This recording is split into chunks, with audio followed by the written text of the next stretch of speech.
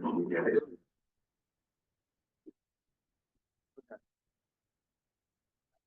hog all the space.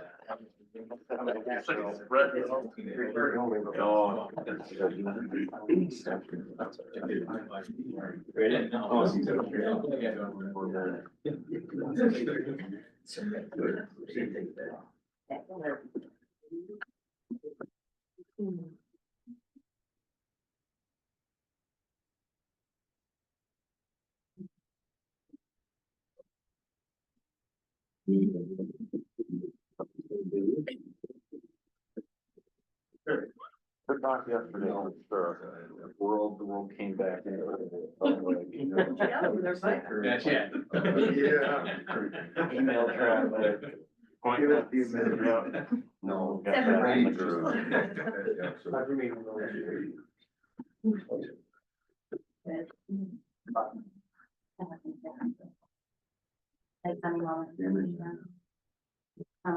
have some stuff. But we're.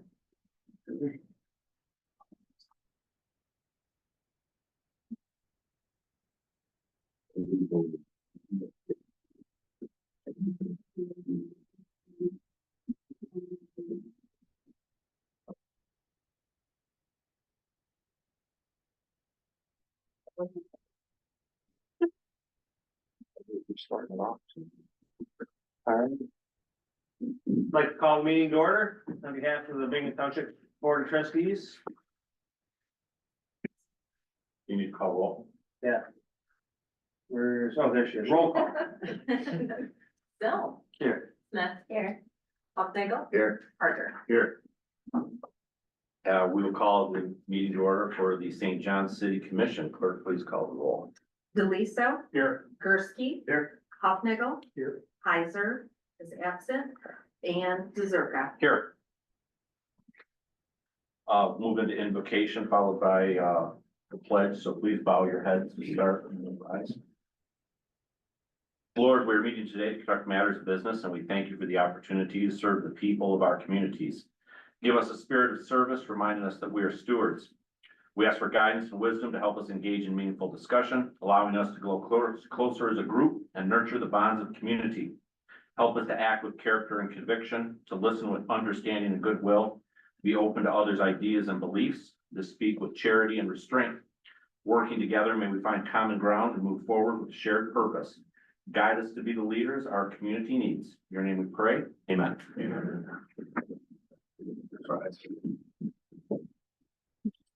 Pledge allegiance to the flag of the United States of America and to the republic for which it stands, one nation, under God, indivisible, with liberty and justice for all.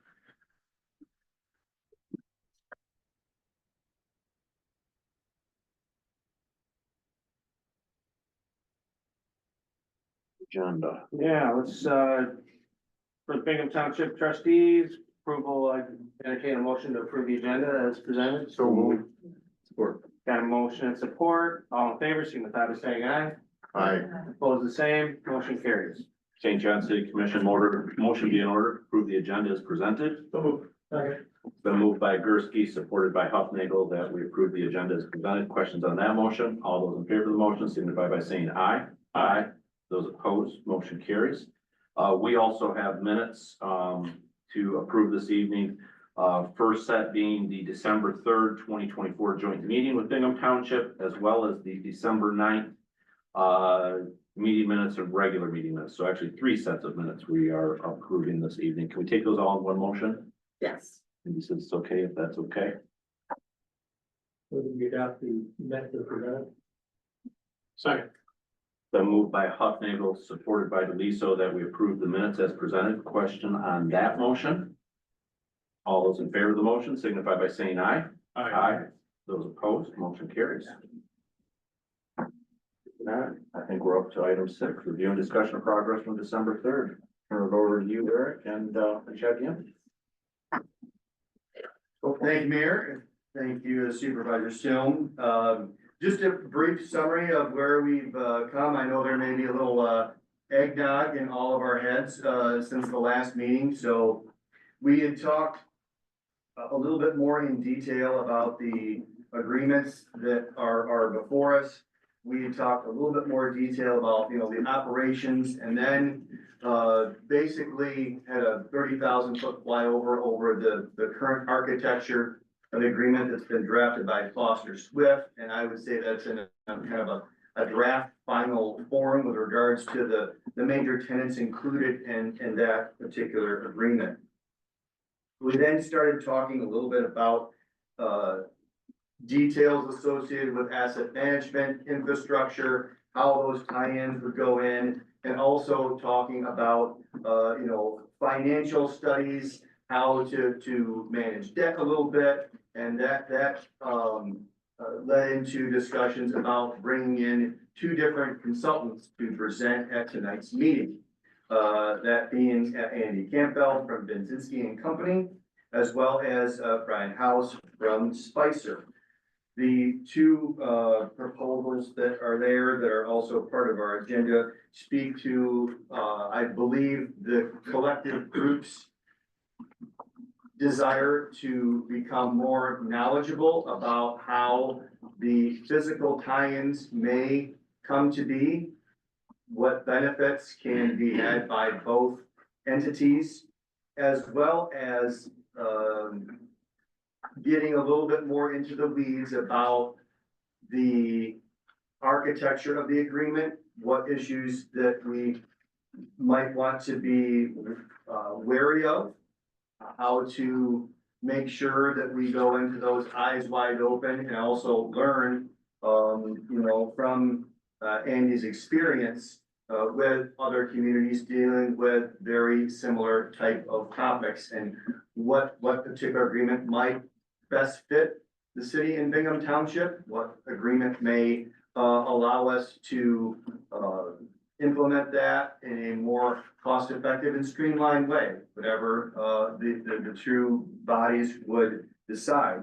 So that's kind of a brief summary of that, mayor and supervisor, and then that would be my certainly recommendation to jump right into agenda item number 7, unless there are other questions or updates from the respective bodies. I don't think so. No. Mike, did you have anything that you wanted to No, I, throw in before we do that? no, I suspect we'll get into those as part of that. Makes sense.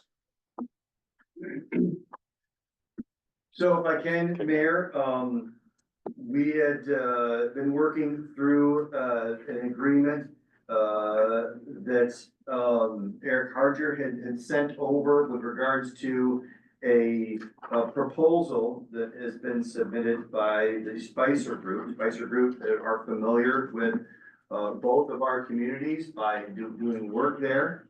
And they had submitted a water and sewer utilities feasibility study to Bingham Township and the city of St. John's, and Brian House is here to maybe step us through that and see,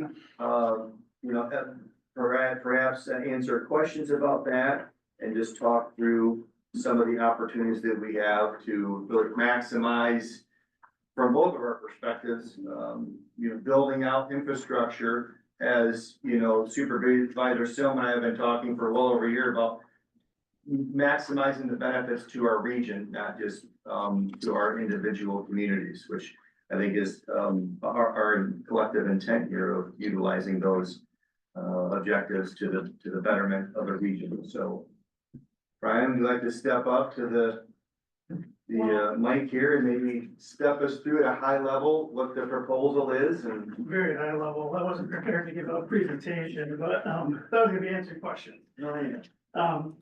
This is basically to help you guys work through creating an authority, figuring out pros and cons of it, figuring out how we might connect everything together, water and sewer, and looking at the market analysis portion of it to figure out, the benefits of being able to extend sewer out to different areas of the township, because it seems like the St. John's is already built out, so really no more water main going in around there, but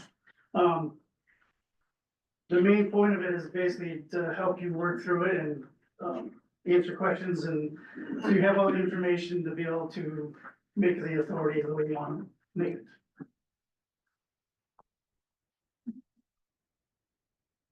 Brian, you've got a pretty decent knowledge of both of our systems. Do you see any major hurdles that will prevent us from doing this? The only thing we don't really know, it's not like you can just hook these pipes together for the water system at least and just start rolling. You're gonna have to do some testing. You're gonna have to make sure when you mix the waters together, what's gonna happen with them. That's not included in this, that would be a separate item outside of the, this proposal. But yeah, that would be. And that's ultimately a whole different animal than Yeah. what this is. This is Right. basically a look at it from a thousand feet away to say, what's it gonna take to do it? What's it gonna somewhat kind of cost to do it, you know? It's not a real in-depth look at the chemistry of our water versus your water. You know, I know that you guys have iron removal. We don't do any iron removal. We just inject phosphate. So yeah, it's a totally different animal. This is basically to look at what's the feasibility that if we go to whether it's an authority or it's a service agreement, you know, it allows to look at how does this all work and, you know, tie together. I think ultimately the sewer system's fairly simple, just a little bit of connectivity with the SCADA system ultimately. And maybe a few upgrades. I know we looked at some stuff at Scott Road and Walker Road, you There's know. several different ways to make an authority. One community I work with, well, SCUMA, they run the plant, but each of the entities own their own pump stations and do all the sewer work and pay for all that themselves. Wakuza is up in White Cloud that I work with. They own the entire thing. They own the treatment plant, they own the pipes, they own the pump stations. They pay to maintain those and they do all the upgrades through the authority. There's another community we work with that they pay to connect into those, pump or the, wastewater treatment plant. The treatment plant owns the pump stations, but they do not own the mains. So I mean, there's a whole different ways to work this whole system out, so. Yeah, I think ultimately on the water side, you know, that's just gonna take some time. Pressure zones, learning pressure zones, best places to connect. What's gonna give both systems the best reliability, whether that we switch to just sourcing from one point and then we pump out of our plant. So whether that's, you know, if an agreement happened, you know, whether that's eliminating the township's wells and just pumping out of ours, you know, how all that looks. And I guess ultimately that's a decision amongst you, whether the township still wants to essentially own their system or have the city run it or, you know, how that works out. But there's still a lot, that's a major side, that's not gonna be a quick, turnaround, cause we gotta know that first and foremost, our main concern is our customers. You know, and making sure that we're providing the quality water that both systems are providing right now, that we keep that quality that our customers both expect and that we deliver, you know, if they were joined. So I guess the real bottom line with this is not an engineering thing. This is more like a planning, Yeah. and cost analysis type of thing. Any other questions? I just wanted to point out, I think, an important component as far as a planning perspective is the market analysis. Certainly that will take on different layers of detail from an engineering perspective. But as soon as, considering, the positive trajectory that we have now, as soon as we start to begin the extensions, studies will have to be made to determine, what size piping goes into the ground, what is the basis of design of that in regards to the, intended development that is projected in the township that is within the service district of the service area, for these utility extensions. So that's, I think, an important component of that. And again, this in here, you know, as Brian said, is a planning level study, a high level, but then as we get into more of the detailed design, that will be, I think, an important component of making sure that we're doing our yeoman's best of getting the right size infrastructure out there to extend those areas that we want to serve. And you guys are already doing things as far as asset management, looking at your water systems, looking at conditions and all that kind of stuff that's all gonna be used for this. So we're working with Bingham Township to do a asset management of the water system and the sewer system. We're updating their water model. We're helping St. John's with the water model. Water system asset management, I think you guys have another firm doing your sewer systems. Yep. But all that information is gonna be used to help you figure this out with the study, but that's outside of the study. Well, I think it's an interesting point that in the end, it could take one of several different forms. You know, with the water and the sewer and who retains ownership of what and what gets combined in with the authority. And that's interesting, because we could, There's no rule book right, that I know. I've seen, well, everyone I've looked at has as been. long as he says there's no rule book, then I'll agree there's no rule book. Yeah, I think that, you know, you could choose to retain ownership of your assets with the authority then becoming sort of a management and oversight of the operation. It's kind of funny because we talked about this last meeting, right, where if you've got the authority, then the authority is likely gonna contract back with the city for operations and management. So, you know, we certainly could craft it that way if that's the way you want it to be done. Or alternatively, as Ryan said, you could transfer all the assets too. So, Right. it's a host of different ways you can organize that. Yeah, funding is a big portion of that, of how you really wanna do it. Like, if you guys actually combined and made one huge authority with all the users in the one spot, you can't really apply for rural development money. If you're separate, you can. Now, there's other, I mean, that's not the only funding there is out there, but I mean, that's just one thing to look at is how the funding could work for trying to get projects done.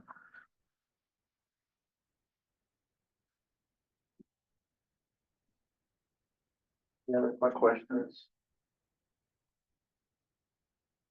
Commissioner Gursky. Maybe more of a comment, maybe you can help me understand this a little better, Mr. Ellison. To me, you know, as far as how the authority works, in essence of, you know, how we designed it and lay that out. How is this information gonna help us get there? Well, you'll both know what each of your assets are worth and what condition they're in. You'll know where you're gonna be connecting in at, you'll have an idea of the best spots to connect in at.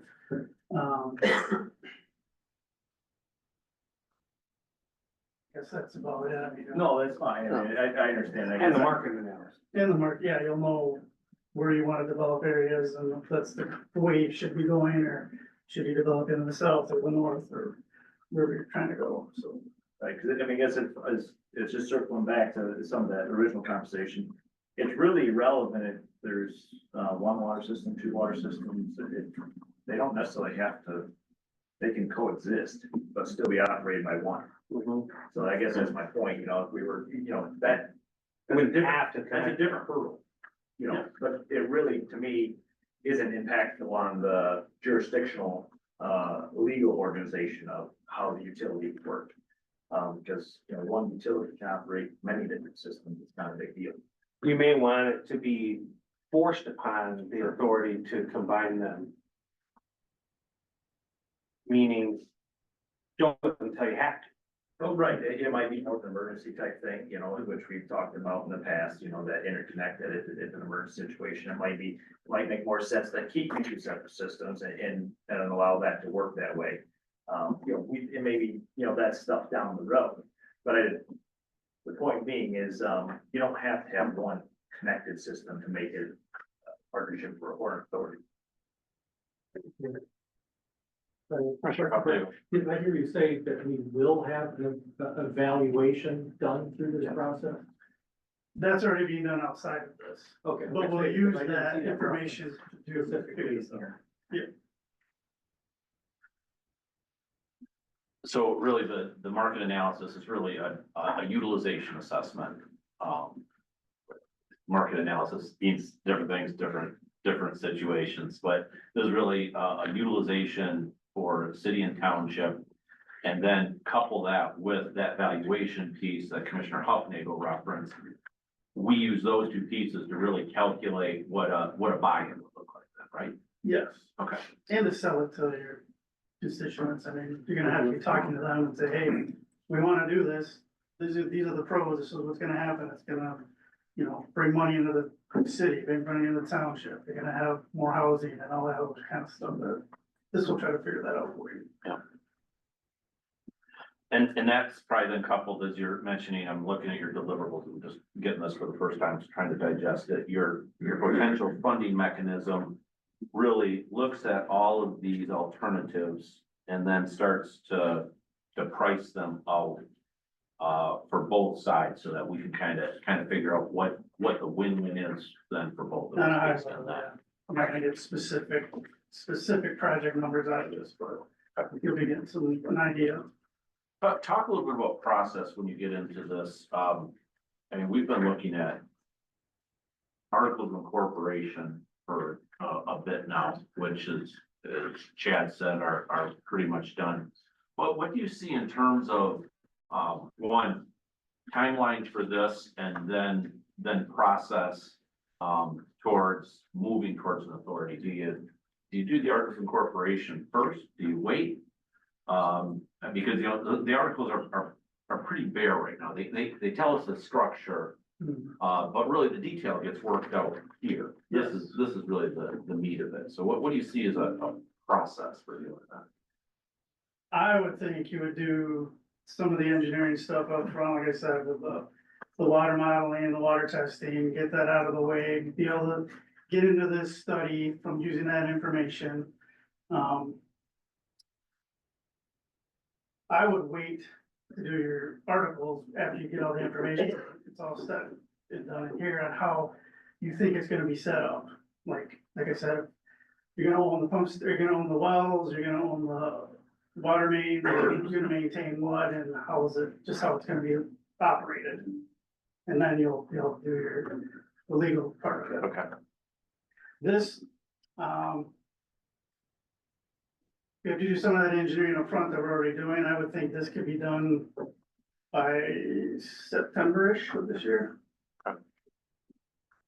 Well, 8-9 months. I think there's some more engineering that needs to be done after that, like if you're gonna connect to certain spots, how you're gonna do it, and actually get engineering design drawings.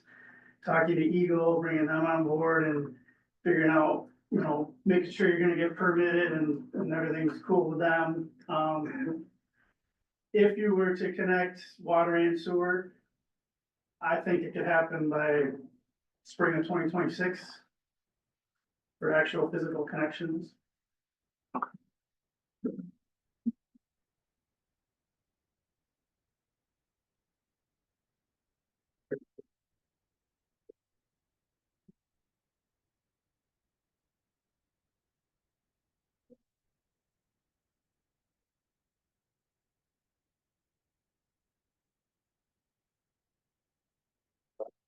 Yeah, I'm just, in terms of our consideration here, maybe we do the other presentation and then come back and look at this. I know you put some cost estimates in here. I know have to figure out what we're gonna do with that too, so, good. All right, thank you. Yep. Thanks, Brandon.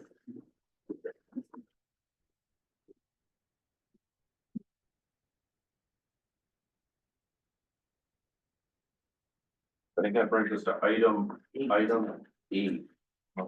Here, Chad, do you want to introduce Andy and? Yes, Andy Back over Campbell to is with Benzinski and Company. It's municipal finance advisors that offer a myriad of different services for municipalities. They are a registered municipal advisor, and with that, they bring a lot of throughput and experience in I guess overseeing different financial implications of these agreements, and I think, you know, it might be beneficial with regards to what Brian said and what Andy may have to say to kind of meld those two conversations together to try and begin to add, opportunities in boxes to check off for our Mhm. roadmap. So I guess with that, Andy, go ahead and take it away. This is just a little bit about us that you I brought with me, so, So where does one register to become a registered municipal advisor? how do you get registered? Yeah, you have to do, so the firm is registered with the SEC, the Securities and Exchange Commission, and then we personally have to do what's called the Series 50 exam, which is, a lot of people know the Series 7, which is individual. There's exams and you have to pass qualifications, in order to be an advisor, so. That, I mean, I brought that, for the township, and the city knows us, but, and that's so you can kind of see a little bit more about us, but, just a little bit of background, my team was with a previous company for a long time. I've been in the business for 12 years now. I moved my team over to Benzinski and Company in July, to join Bobby and Steven's group there. But I just kind of took my team with me to join them. I personally work with about 250 communities in the state. Our firm works with over 500. What we do, so municipal advising is usually related to bond issuance. So commonly when you talk about municipal advisors, it's always like getting into debt and financial advising around debt. From my mentor to me, we kind of took things a little bit differently and did a couple other things. So we do rate studies. So we do a lot of rate studies and rate management for communities across the state. And then we also do what we call governance, which is this type of discussion. So in that statement of qualifications, you'll see, we work with a lot of different types of communities. We work with a lot of authorities. I think one of the discussions that we have with the city, and I kind of back up into how this could work into the township. We get into these situations a lot where, an authority is talked about. And should we do an authority? What does an authority entail? The act that enables authorities, like what does it allow us to do? And it's pretty lenient in a lot of cases. In the state of Michigan, authorities were actually initially set up as a shell entity to perform financing. So prior to the revised Municipal Finance Act 34 of 2001, communities had a really hard time of financing projects. So there was, typically you went through the county or you went through an authority to do financings because you could not do, other than like water sewer financings yourself. You always had to do it through a shell. That was the original intention of the Utility Authority Act. They kind of melded into operations at some point and said, okay, well, some communities just said, well, let's expand on this, and they gave more powers to the authority to actually do the operations for utilities. There's a lot of them out there. Obviously, the biggest one that everybody knows is the Great Lakes Water Authority that is set up like that. But there's also a lot of communities out there that take the opposite approach, which is just having what we commonly call just a contract or intermunicipal agreement or whatever, it goes by a number of different things.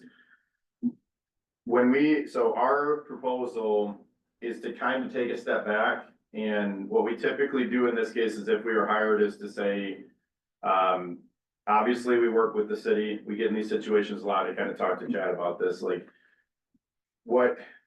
we're like, right now, we're doing this for the Kalamazoo Lake Authority, which is the city of Saugatuck, city of the village of Douglas, Saugatuck Township in that area. We're doing this on behalf of the city of Jackson and the surrounding townships that, buy sewer service from the city of Jackson. We're also doing this for the city of Coloma and Coloma Township. They're all different situations. And one thing that we start with a lot of times is just a goals discussion about, is an authority the right option? An authority sounds like a good thing on paper, but it really comes down to what are the goals of the township, what are the goals of the city, and figuring out what is the best approach. So if we were hired to do this, we would confidentially work with the city on what your goals are. We would confidentially work with the township on what your goals are. Work together on trying to figure out, what to do about your goals, like how do we accomplish each goal?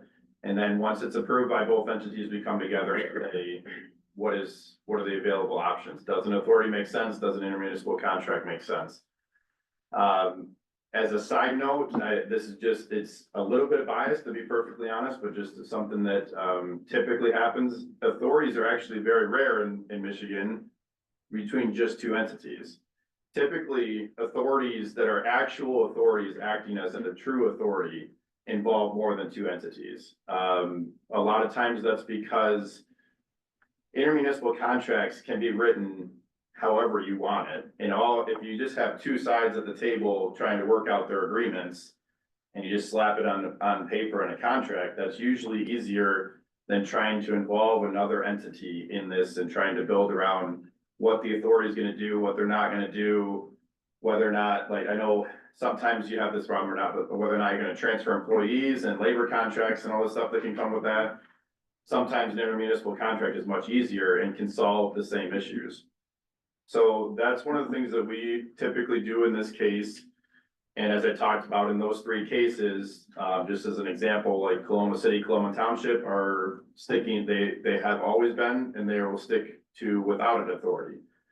The city of Jackson involves, I can't remember, 5 or 6 different townships. And they actually don't want to do an authority, and neither do the townships. They just have an intermunicipal agreement between everybody. Kalamazoo Lake is an authority and they're redoing how their authority is structured, but they will stay an authority.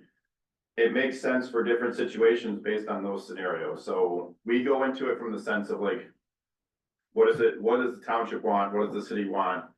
And what's the best vehicle to get it done? In our proposal, you'll see like these are very hard to price. So I did my best on trying to estimate what it, based on, we do this a lot, but, I'm sure you can imagine like the city of Jackson in that situation is a lot different than the city of St. John's and Bingham Township. We put together a proposal. It's a minimum fee proposal of $15,000, which includes 5 in-person meetings and an additional 40 hours of additional time.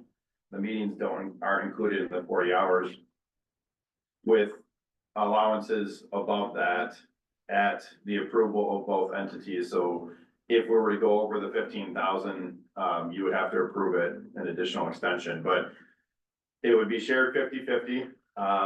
And what would happen if you do move forward with that is, like, again, it would start with the confidential discussions between, like, with us, with each entity separately. You put everything on paper, trying to figure out what the solutions are. We come to you with, again, confidentially, with one entity saying, this is what we've seen before, this is what we think can solve your issues. We do the same thing with the other community. And then once you guys are okay with it, we present the solutions and basically the goals as a group and figure out what is the best vehicle. If it's an authority, it's an authority, but we don't want to always just jump to that conclusion, because sometimes there's miscommunications around what an authority can and can't do and what an authority can and can't solve, when sometimes a contract is the best way. So, well, let me pause with like questions or anything right now, or. Okay, so, Nothing yet, go ahead.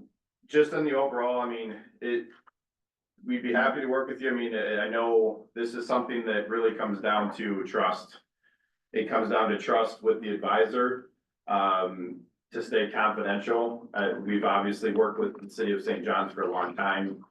There has to be trust there that we're not gonna go blab to the city of St. John's and say, hey, this is what they want. How can you petition against them? How can we get them off of this? There has to be trust there that that's not going to happen.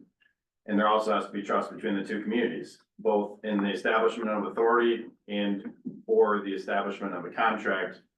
It's a process that we've undertaken many times before in trying to build trust between all the entities involved, including ourselves, to make sure that there will be things you have to give and take on, but in the end, hopefully, some sort of agreement or authority can be had, that makes sense for the future, so.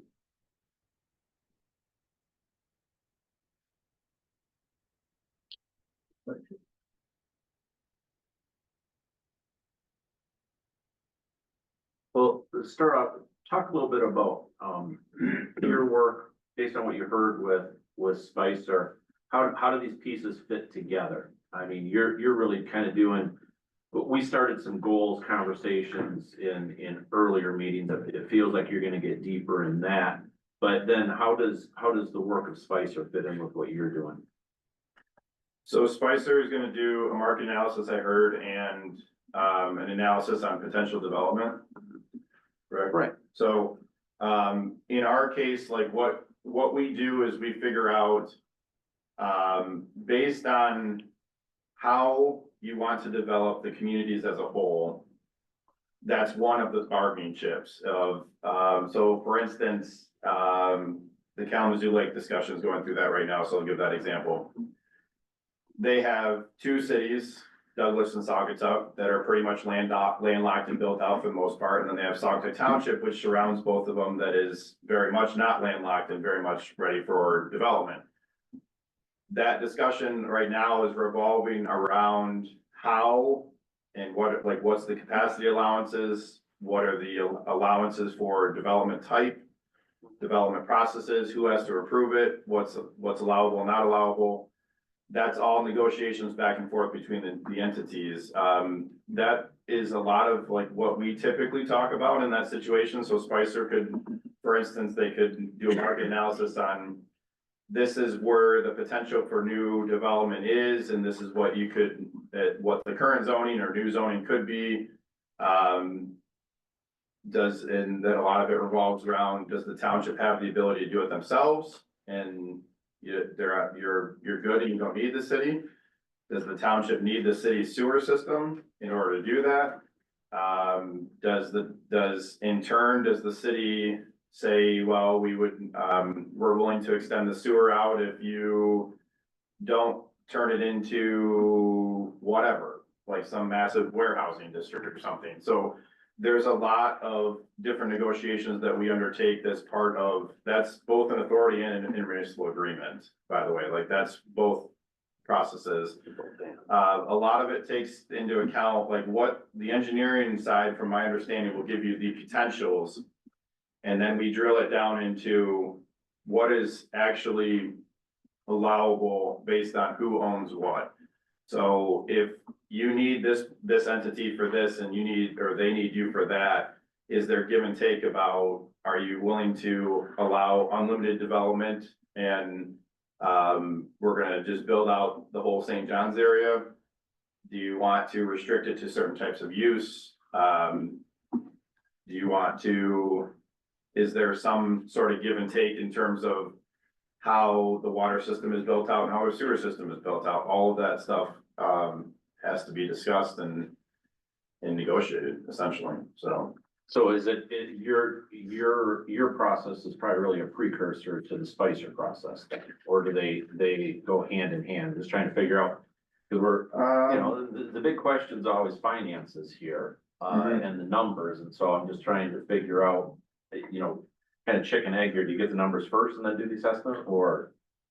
I mean, I would guess that Spicer would probably come first, so and this is just spitballing here right now, but if you get the Spicer analysis that says like, this is where the potential developments are, and this is what you could potentially do on the current system, or what you would need to do in terms of, if you did this and you have to expand this, or you have to put a new water tank here, that would help us do the analysis about negotiations on expanding like the financials. We could run much more in-depth financials, obviously being municipal advisor, on what it looks like in terms of the expansions of water, expansions of sewer.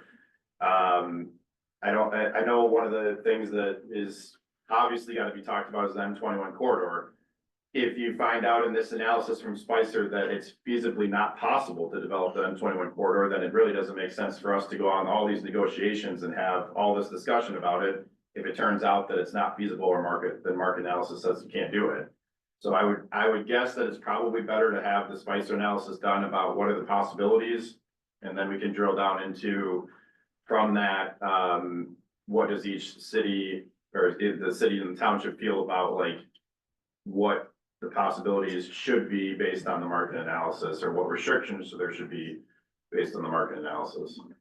Talk further to the 721 piece of saying it's not feasible. Are you saying that the study comes back and says that there's not enough interest in doing it, hence, talk to me about how it could not be feasible. So I mean, I don't know, I'm just, this could be completely, a non-starter, but sometimes when you get into these scenarios, you get into different scenarios about, highways and, so you have 127 going right through that corridor. So I mean, just from a previous example, we talked about, okay, well, we had this whole discussion about, for them, it was building west of the highway and how they're gonna develop all this stuff west of the highway. Then that was an interstate in their case, but, and this could be completely different for you guys, but after they did the analysis about was it MDOT or whatever, whoever the easements are and how much cost it would be to go underneath the highway for all these utilities, it became a non-starter, at least for the foreseeable future, because the cost was exponentially greater. So that's typically where I will say, like, typically the engineering comes first, because you don't wanna have all these discussions and negotiations and say, like, we're all happy with these negotiations. And then have one big piece of the negotiations be taken off the table because the costs are just astronomical. And now you're sitting there saying, well, that was my marketing piece because I wanted the east side development. So that's something you gotta be careful about, especially when you get into like railroad and highway discussions about feasibility of expansion through those aspects. Mayor, I have a question about timelines. In looking at both of the proposals, I don't have a clear sense of how long it would take, or at least a gut feeling of how long, it would take you to complete things. And with respect to Spicer, you have a section that talks about scope of work and timeline, but there isn't really a description of what that timeline is. So how long would it take you guys to do what you're suggesting, and how long would it take you to do what you're suggesting? The date I gave was like September-ish, 2025. Eight to 9 months. Okay, that was just for the study. Yes. Okay, I'm sorry, misunderstood. Okay. For us, good question, but I will give you experience and then I'll kind of try to drill down into your question more. The city of Jackson, it obviously involves more entities, but that is now 2+ years in the making. The Kalamazoo Lake is going on a year. The city and the township of Coloma, they're running into a separate issue, but that's going on more than a year.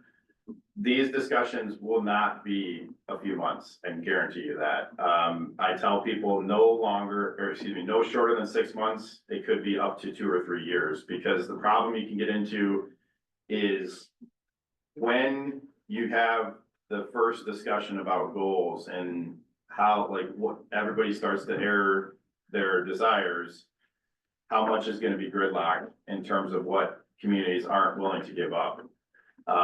And that's working through a lot of discussions and it could be going to committees, it could be going back and forth with a small working group or the full board or council. I usually estimate 6 months to a year, and that is pretty typical as long as there's not huge gridlock. Feel like we've had a lot of these discussions already. I mean, we've been beating on it for quite some time, and Yes, I mean, we've been doing this for a while, and that's why I'm curious too, is do you see, just given where we've been for a few meetings now, at least trying to take a shot on our own, you can build upon that, does that help? Or is it really, you think we gotta start over from scratch? I mean, it definitely helps that from the outside looking in, that you're on like somewhat of the same page, and sometimes we come into those situations where we're hired by an outside counsel or something to basically mediate and arbitrate technically, the issues that are going on, but, the concern I have is like, there's typically, there's always one or two pieces that have been held close to the vest.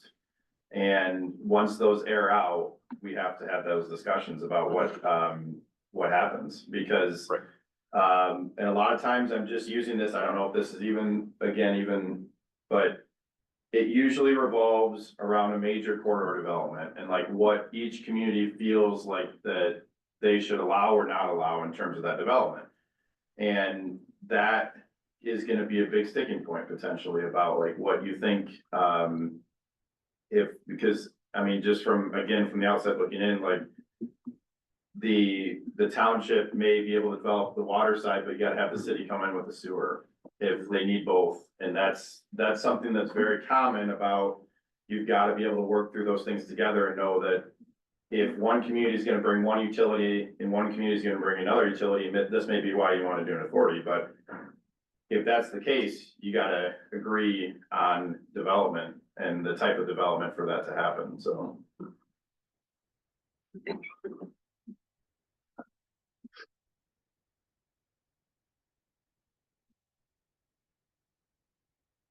Yeah, go ahead.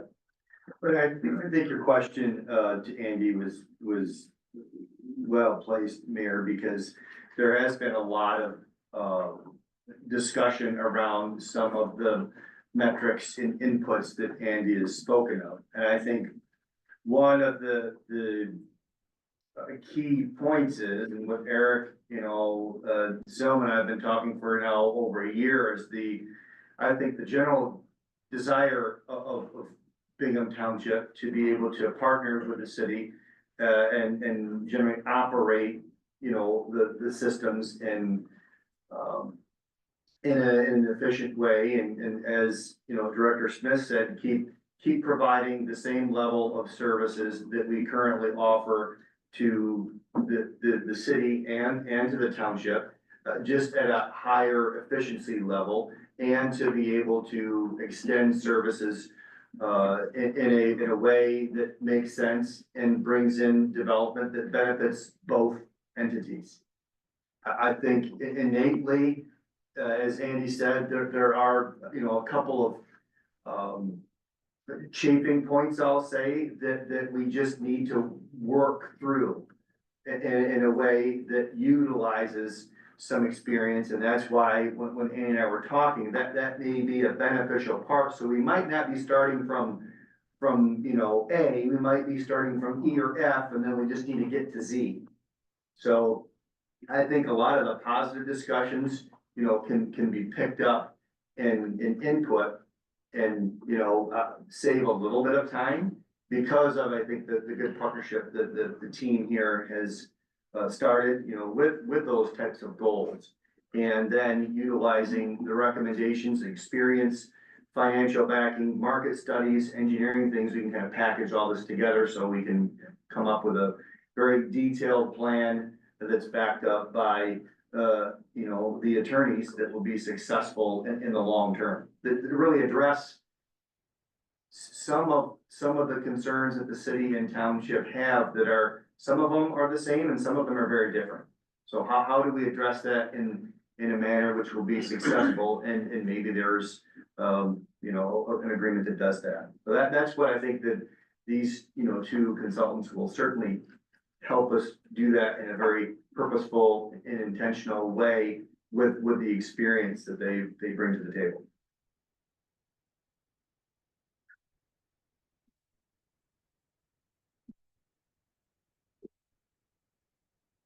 Questions? Andy, talk a little bit, one of the things we've been talking about here is really, I mean, both communities have this, is that, services bring liabilities. And they're on both of our books. So, one of the benefits that I think we've talked about is, moving to an authority really transitions those assets away and those liabilities away from city and township likewise. You kind of talked about, you know, the the Urban Cooperation Act, or intergovernmental agreement versus an authority and some hesitation, but is there any way other than authority that you can really sort of remove yourself from that liability other than authority? Kelvin, I argue that it extends even further than that. I mean, the authority doesn't really prevent you from that liability. I mean, it might move the operations or something, but you're still responsible for it as a community or communities. They're still going to look at, I mean, that is one thing, I'm glad that you say that, because I mean, we have to have this discussion a lot on these, that there is an overwhelming factor a lot of times in a lot of these discussions about what asset value people are bringing to the table, or communities are bringing to the table. It's the opposite, and so you're hit it on the nail on the head there. I mean, it's a liability, and it's not that you guys have these great assets that are gold mines that are gonna be turned over to an authority for potentially. They're massive liabilities that you have to maintain forever. And extending it and making more connections just furthers the liability for the future. So I don't know, I mean, and I think it's, to answer your question, I don't think that you can. And I don't think, personally, I don't think an authority does that either. I think that the authority is, it just transfers the name, but I don't think it does anything to the liability. You still have that as a community, both communities to maintain the system, so. Yeah, we might be talking about financial liability, but what happens if the customers are no longer satisfied? You can come up with your own scenario about why people are unhappy with this new authority. But who, the man on the street, who does he feel is answerable to those dissatisfactions, if you will? So in an authority scenario, yeah, because you're transferring not only your financial liability, but your blame liability is we're not voting on people to be on this board. Each entity is bringing forth their appointees, I guess. So how does that translate to to our population, to who's really reliable when things don't go right? So this, this is public knowledge, so I'll tell you, this is a very much a situation that's going on with Kalamazoo Lake. In my opinion, authorities, and I gotta be careful because I know there's somebody on the right hand side that operates an authority, so I will not want to air all that out, but it is a huge question mark if you do not have good management.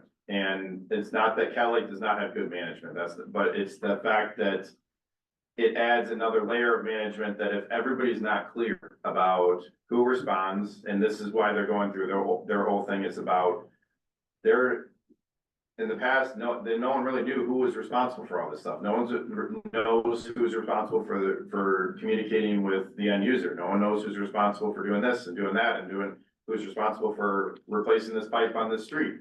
No one knows, because it was never really figured out. So they're going through a whole process to figure out who's responsible for what and what happens with the end users.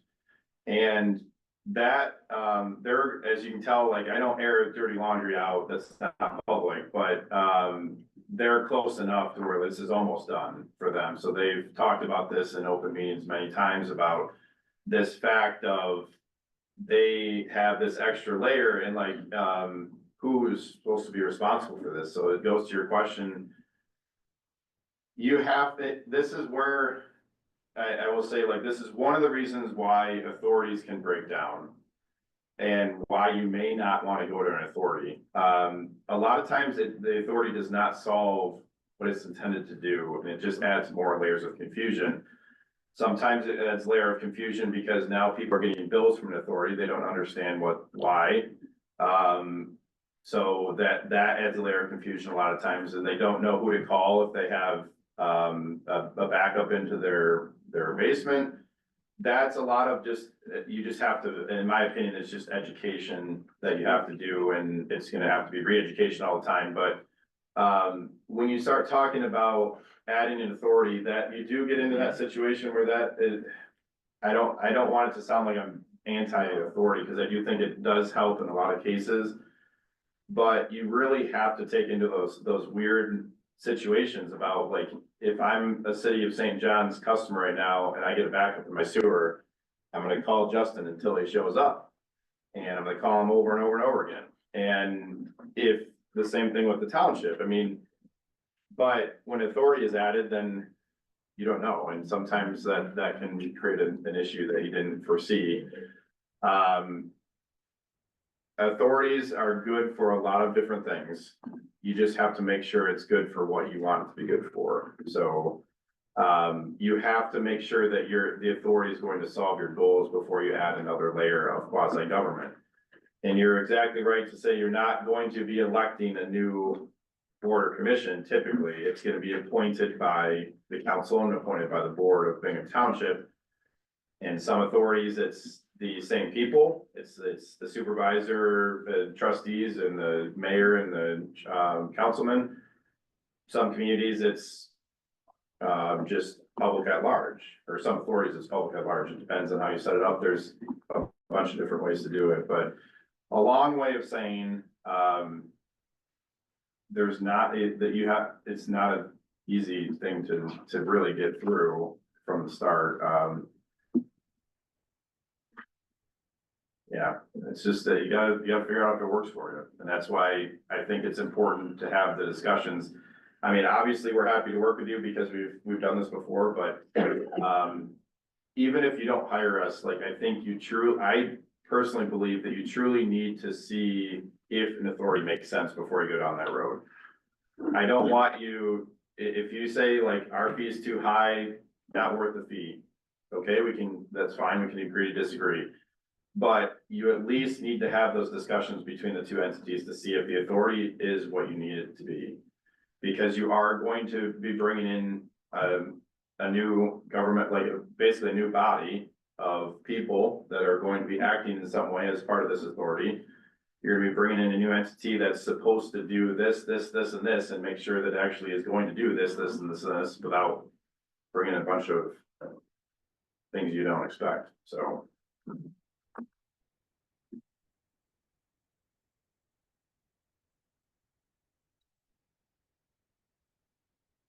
Other questions for Andy?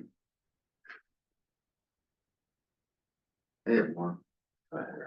Couldn't a portion of this be done congruently, so together? Because I know there's about a year of discussion, and we've had meetings here as a collective group, and so there's a lot of data, if you will, or information that can be disseminated to you to be working at the same time. Spicer's doing a piece. I know you need the end result from them, but isn't there a piece that you can start working on, getting moving forward, rather than waiting, okay, we've got a report now we can start. So I just think there's probably like Chad said, there's good information that can be passed on now. Yeah, I mean, that's a good point. I didn't cover that. I mean, yeah, it's not a one-step, two-step process. I mean, we do need, I believe, based on what I'm hearing, we would need them to get that analysis to you first, because I do think that development is gonna be a major part of these discussions. But yeah, the first goals discussion and the confidential discussions about, like, getting to all those that, before we come together and say, this is what we're looking for as two groups together, doesn't rely on Spicer's report, so, yeah.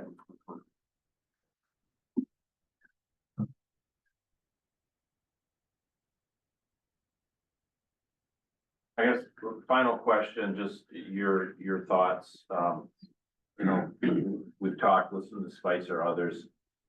There's certainly a time horizon. There's also, I think, as you're aware, really some potential development pressures that are coming into this.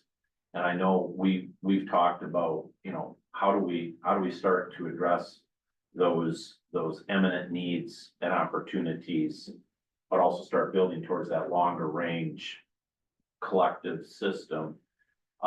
how do you see pieces like that fitting together? Knowing that we might not have 9 months to wait around to figure out, those opportunities could be gone. How do you see, pieces like that of, you know, a larger collective, water sewer system versus some of these immediate needs, and how do you mesh those up?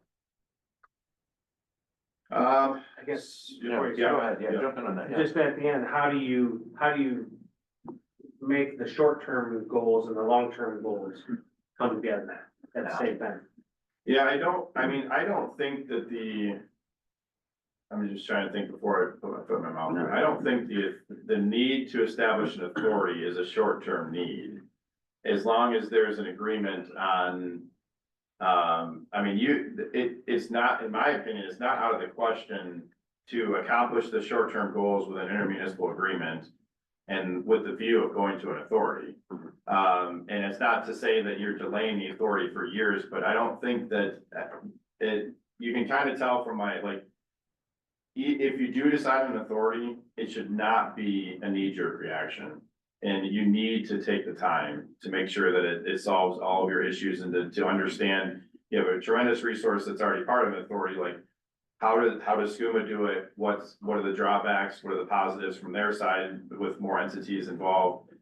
That discussion needs to take place over a number of months to understand that. And I think that, like, if you do have some sort of, for instance, let's say that there's a business out there that says, like, we want to start construction and get connected in 2025 on this property. And that requires something in the middle and some sort of agreement in the short term.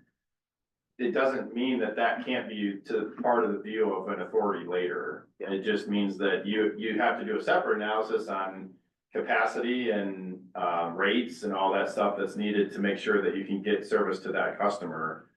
But that, as long as you don't just completely look at blindsiding the whole long term and do something that's short term Band-Aid that you're gonna regret, you can easily solve that with an intermunicipal agreement for just that specific situation or situations with the view of transferring to an authority or a longer term contract later on, so. That happens a lot. I mean, it happens a lot in these situations where typically we don't come into these situations and say, like, everything's fantastic, there's nothing on our plates, let's just talk about intermunicipal contracts and authorities because we want to. We want to pay somebody to do it. There's always a short-term need with the view of a long-term fix, so. So just allow me to throw out a scenario to see, because I think I hear what you say and can translate that into a picture of what it could be. But in the short term, let's say on the M21 corridor, we need an extension of water that we want to contract with the city of St. John's to provide while we're working towards this authority, and we do that.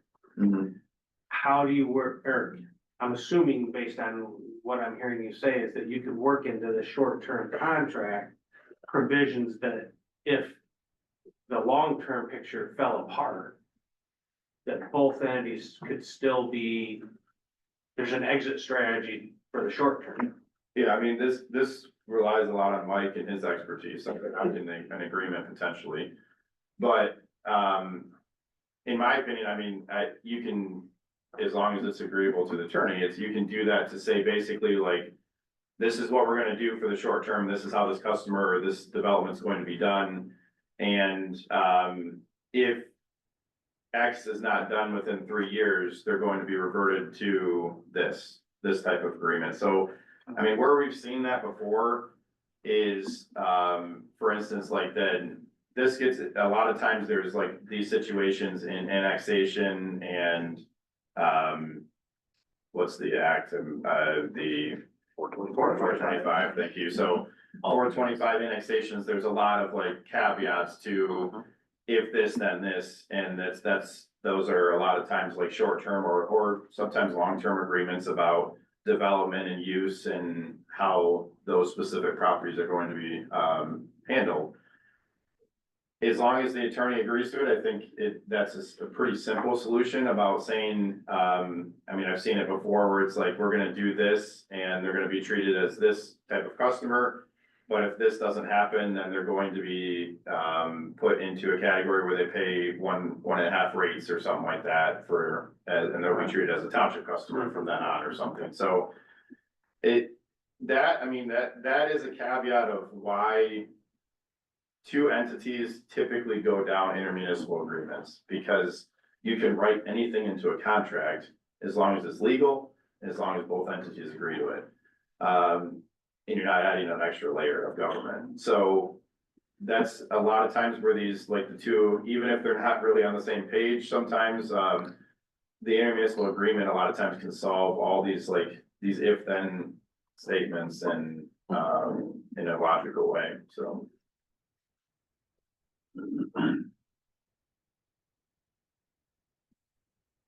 I will say too, like, one thing you have to, and this is just something just popped in my head too, like, sometimes that, intermunicipal agreements have sunsets. It's very rare for an authority to have sunset. So that's something that again goes to how critical adding an authority is to a community or communities. That you have to try to vet through everything possible, look at some different examples, talk to people that are part of authorities. Because it's essential, I mean, you can unwind them, but it's a pretty permanent decision. Whereas an intermunicipal agreement typically has a sunset to say like, this is like an agreement for this terms, or if then statements in there. And then, and that's good or bad. Sometimes it's bad that they expire and then you have to renegotiate, but sometimes it's good that you have that ability to renegotiate too. Well, I just wanted to perhaps try to step off from where Supervisor Sill left off in the sense of that there's lots of plates that are spinning. And I think trying to articulate how we might want to approach that from, multiple facets. We've got an engineering facet, we've got a planning facet, we've got a financial facet, we've got a legal facet. So how do we meld all those together? And we got a timing issue that we're trying to step over. So I think some of those processes are parallel and some of them are series. So, certainly we could begin, let's say the design of the extension, considering, we'll get to the promised land. We could begin the drafting of, an agreement based on some initial discussions and goal settings that would could be led and establish the framework of that, as well as beginning, the studies that would be performed by Spicer that would then, in the series part, add input to the end where Annie would come in and do that analysis of, okay, we've got this seemingly temporary agreement or short-term agreement, let's say. Is that, where does that fall in the palatability of the township and the city? Is that something that we stay the course on, or do we go and modify that to an authority? What, that would be the end game issue. So is that worry any of y'all? Well, if we go back, right, we started out with discussions of an Act 425. Then we moved to an urban cooperation agreement. And then we moved to authority. And so, to think to Eric's point, we've had a lot of those discussions. I think all of the information here would be additionally helpful for kind of resolving the operations component. On the development side, right now, the articles are drafted so that each municipality still has control over that zoning and planning authority. Now, we drafted these articles, actually, we took the urban cooperation agreement converted them into articles when collectively people said, okay, maybe we should consider an authority. Now, it doesn't take much to go back either. While a lot of the components are the same, there might be an additional short-term versus long-term scenarios. My concern for all of you is, you know, there's a reason why, for example, we just don't enter into an agreement, a service agreement, contractual service agreement that says, okay, city's gonna serve these areas of the township with sewer and water, right? That there, I think, the township wanted some additional sort of ownership stake in that, whatever that might mean. And, you know, traditionally, cities don't like extending their utilities out into townships, some of whom premise it on annexation. We're not gonna extend it unless we annex it. And so we're trying to sort of bridge that gap because I think collectively, the group all saw the benefits in this development with new jobs, new opportunities for the community or the region as a whole. And so, you know, getting to that, I don't disagree about, we could just as soon do this with an urban cooperation agreement. It's the short-term versus long-term, which we also talked about. Short-term agreement with trying to move to an authority long-term and what problems that might present if you don't adequately address, Eric, to your point, what happens if you never get there?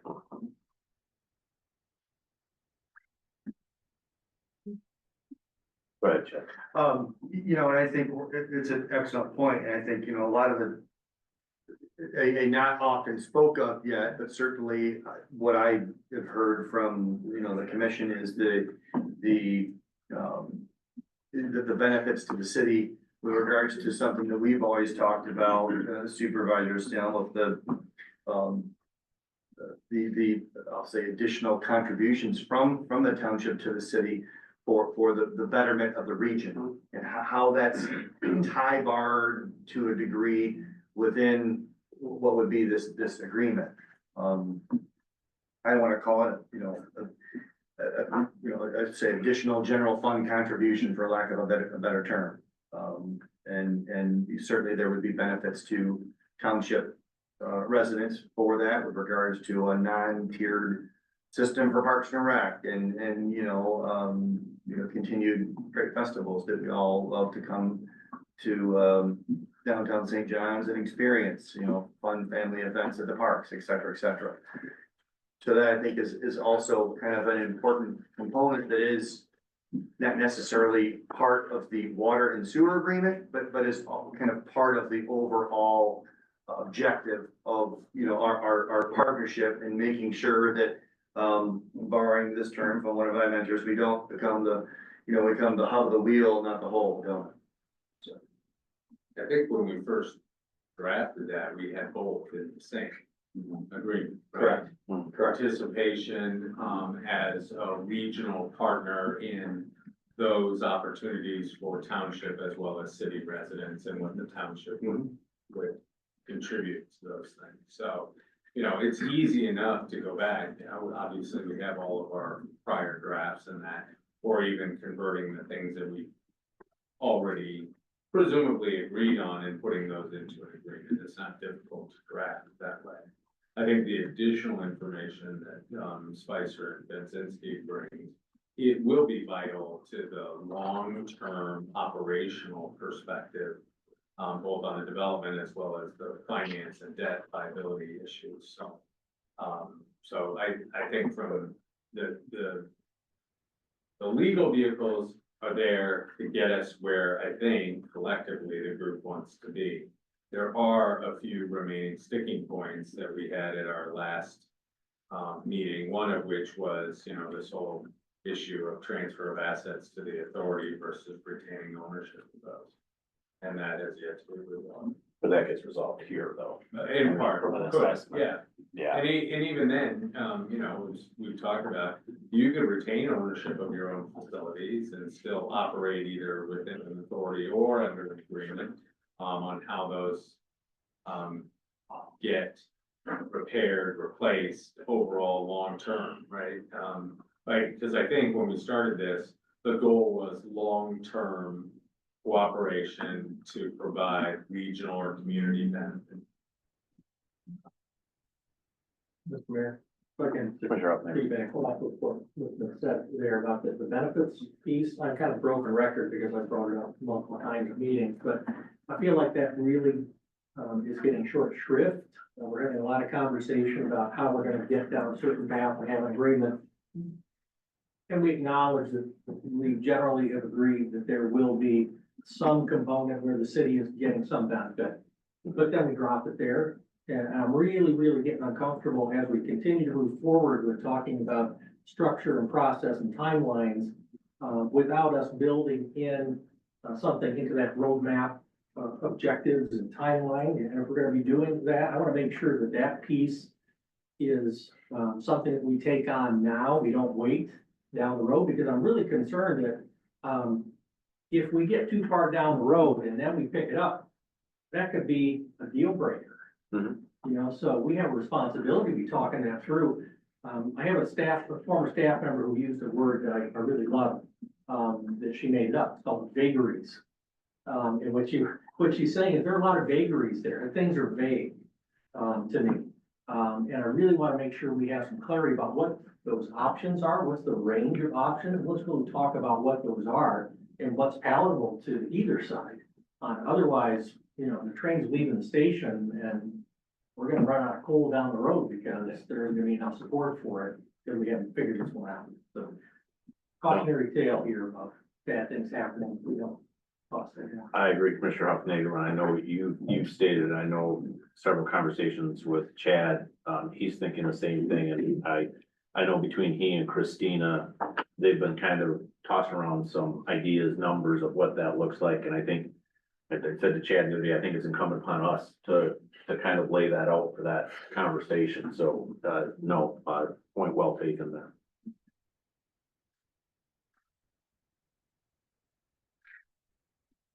Good, Chad, And just to carry on that, yes, and I think that, I'm hopeful that that's a very easy conversation and, oh, yeah, that makes sense, oh, that's a great idea. You know, we've done a little bit of, calculations based on that, and I think it's, you know, as long as we do a logical, explainable, understandable, and repeatable way of calculating that, so that there's mutual justification of our residents and businesses of how that was calculated, whether that's, you know, SEV and, you know, square miles and, population, you know, and a pro rata share of that, there's a, you know, I think a fairly easy way that we can, you know, break that down, that is, that does meet those metrics. So that it's, you know, firm, fair, and consistent. Andy, is that a common thing that you see as you're working through agreements like this? Is that kind of consideration of, I'll call it secondary impact to the city? We're talking about increased population has a indirect impact on city services. It can be, I will say, like, there's also consideration a lot of times, I mean, it depends on how in depth you want to go, because, a lot of times, if I'm negotiating on part of the townships, it's not a direct benefit to the city government, but a lot of those downtown businesses rely on township residents for business as well, so it depends on how, just to say, like, it depends on how in depth the discussions get on what's the goals, because, so getting a payment of $10,000 a year for X, Y, or Z from the township to the city may be a goal, and maybe that's agreeable to both sides. But is that too much in the weeds that we're losing sight of the overall, like, we need to serve water and sewer to everybody, and that's the main goal, that there's a lot of indirect stuff that we could go drill down into all over the place. Let's just wash that and get on to the development side, but, it's all on the table. I mean, a lot of this is to avoid annexation 425s and all that stuff, and that's really what most of the discussions are around, is how to control development and how to not get annexed. That's what most of these, are revolve around, but can be a lot of different things, so.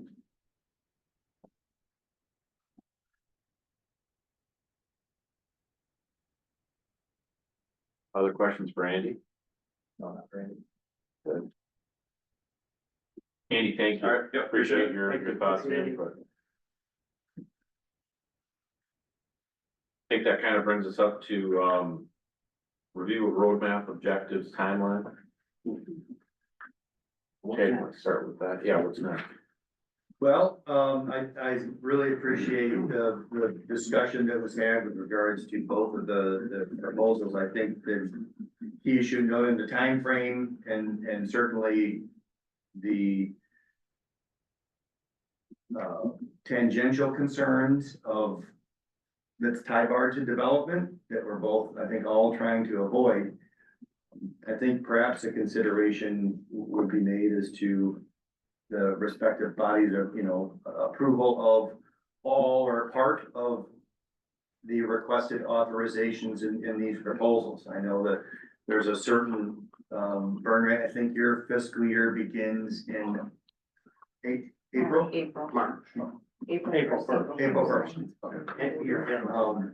March. So, ours begins, a couple months later in July 1, so there's a certain burn rate that we would have in the remainder of our respective fiscal years to get started, and then I don't know where the township is on their appropriations and budget approvals, but that certainly could be built in with regards to a discussion that could be had here of the relative comfort levels of funding, again, all or part of these proposals. One is, mid-50s to 70, and then obviously the Benzinski is 15. So that, Minimum 15. minimum 15, yeah. 15 to, Yeah. depends on how difficult we wanna be. Yeah.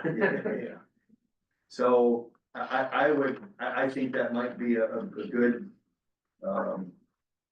discussion in this body of the relative comfort level, and if there is comfort, what levels we should set so that we can budget those accordingly. Now it gets clunky, because how do you have those discussions independently together? I think one at a time. Yeah. Put the plan, see if those first. Brad, you wanna jump in? Well, I was just gonna probably just raise some general conversation or discussion about, what you proposed tonight. I mean, I I'm a little bit in agreement a little bit with Mike over there that I feel like all this information is good information. For me, independently, I don't think it's gonna point me in any one direction that I'm thinking now. So I worry that I'm always worried about spending money on studies that tell us something we likely already know. Not that this isn't valuable information, but I just don't know how it truly deters or directs us in any one path or the other. We've put a lot of work in this, we've met a lot. To me, this is if we wanted to go down this road, this is something we should have brought up 6 months ago, maybe started then. But we put a lot of effort in with Mike already on the legal side. I struggle to find value at this point, to be honest with you. I understand some of the city's concerns are associated with the general fund. But to be completely honest, I look long-term. Long-term, likely this scenario is gonna flop. Whether we want to admit it right now or not. The city's gonna be the smaller dog in the fight. Township's gonna grow bigger. That's probably whether it's 20 years, 30 years, 70 years, 100 years, who knows? Nobody really knows. But, cities always evolve and move, and along with townships, we can see that from history, so. I don't wanna be short-sighted on our fears of today. I'm not setting a plan that's sustainable for tomorrow and creating additional problems down the road, so. Those are my concerns. And that's where I struggle with seeing the value of what was presented tonight. And I've hired both of them, gentlemen, it has nothing to do with them, they do great work, so. It has nothing to do with that, it's just, at this point, I just don't see personally the value. Merrill, comment on. Commissioner Hufnagel. I disagree, with that in the sense that I feel like we went a little bit backwards when we started working on legal aspect of things first. That seems to me something you would have done after we would have had these things worked out. We covered some of this ground that, Andy talked about, but not all of it, not in the way that he is suggesting he would be approaching it. So I feel like we need to do our due diligence by actually going through this process. Mike has done some nice work for us, from the legal side, but I do feel like it's in the wrong sequential order, quite honestly. So I'm not comfortable with just moving forward based on the legal piece that we've done and the discussions we've had. I feel like I need to have more to get where I need to be able to vote on.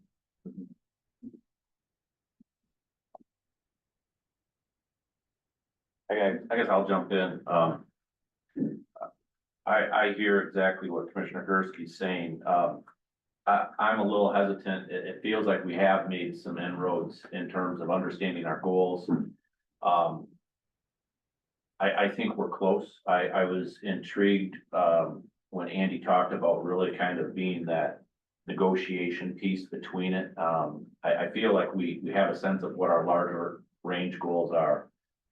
We just need to get into the details yet. That's the piece I think we're all struggling with yet of what it really looks like. I think we can all sit and say, yeah, this makes a ton of sense. But until we get some of the numbers that feel that Spicer's gonna help us out with, I think we've got to go down that path regardless. We still got to do that assessment. That's good. There's no doubt whether it starts, we move forward in a direction of an authority, or, that's why I asked that question of, what do? Do you do this first? Or do you do the direction of the authority? I think we're all saying authorities, are my interest too, best interest. We just got to figure out what the numbers look like on it. So I'm still back in that chicken egg piece of, do we want the numbers? Knowing kind of where we're headed, or do you start making that step towards authority? Yeah. I mean, from my perspective, we've been working at this for a long time. We've hashed out a lot of these details as far as why it makes sense to be heading the direction that we're heading. Because, which a lot of it they don't know, and they, well, he probably does, but Andy probably might not know is the details between our scenarios and what we had, what the townships has and what it needs to do to service its clients versus what the city has. And how if you could bring all of the assets together into one unit, you could become much more efficient for future growth. That all lends me to believe that it could be handled under a service agreement. But I, again, hesitate for that for a long term because, as you said, they all have sunsets. And then you're renegotiating, you're just kicking the can down the road. And rather than doing the hard work up front. So. And we've said all along, we're in this for the long haul. This isn't about a short term. We want to do this long. Chad.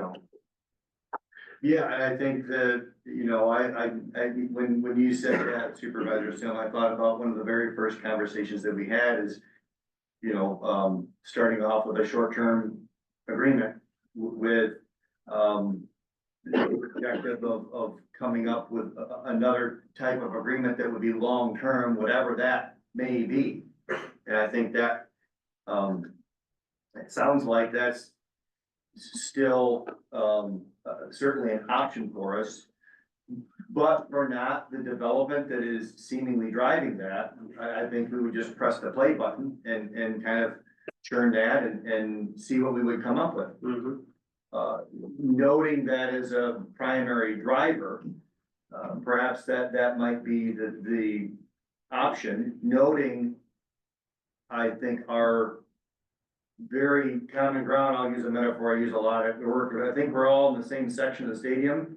We might not be we might even be in the same row. I don't know if we're in the same seat yet, but I think we are close. There are a couple of nuances that we need to iron out. I do think long-term, using Commissioner Gursky's perspective, I am concerned at, ensuring that, 25 years from now, if there are, pressures to put on events for a populace that's, double or triple the size of the city, that we don't have corresponding revenues to support said functions, how is that sustainable? And I think that's, trying to look at the crystal ball and how do we, I'll say, grow well together? How do we do our best now to ensure that we keep offering those same services that, collectively we offer to the region? And that's not sustainable, noting we're kind of gridlocked right now. And so how do we, collaborate to offer those same types of services to an expanding populace without, a 425 or annexation? And I think that's this hybrid, agreement that we, on day one that we talked about with LEAP on how can we formulate this to be, mutually beneficial. Yeah, so I would, suggest that, we maybe authorize some or some component of, or, a phased approach to some of these. Obviously, the Vinsky one is a lower, cost. I think that would, I think, I'm hopeful that we would move that forward fairly quickly because of, I think, the collective collaboration that we have. And then the engineering part, the planning part with Spicer, That's a necessary evil. yeah, and I think just with how we approach these connections in a very cost-effective, planned way. But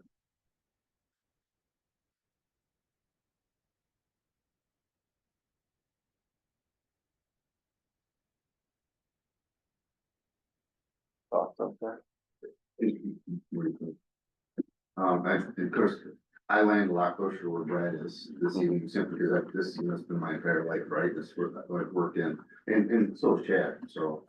But I think in terms of, I think it all can kind of move together congruently, right? Together, because this isn't the first time we've had a committee that met for a year or 2 years, talked about it before, and we disbanded. We're back in the same place. We've been doing this for 6 months, and are kind of working that same direction. And this group as a whole said, we've looked at 425, we've looked at different options, and kind of said, long-term goal, the authority really looks like it works better for both. And again, I think if not for pressures, we wouldn't be talking about it. In the interim, we'd be working towards that long-term goal. Absolutely. But I think we need to have a half a step, right, to get there. So I agree. I see us kind of move forward with both. Because even if we say, well, let's overall, we're just gonna do an intergovernmental agreement, we still have to know what this does, right? So, because we have multiple locations. And then, again, as we talked before, with all the communication, we've had the meetings, the discussion, where we're at. The two of you have met for over a year prior to that. We communicated to Vince. And so I think that's why I feel that, I'm not afraid to walk forward with it, but I think we kind of laid out a plan already, kind of where we want to land, long term.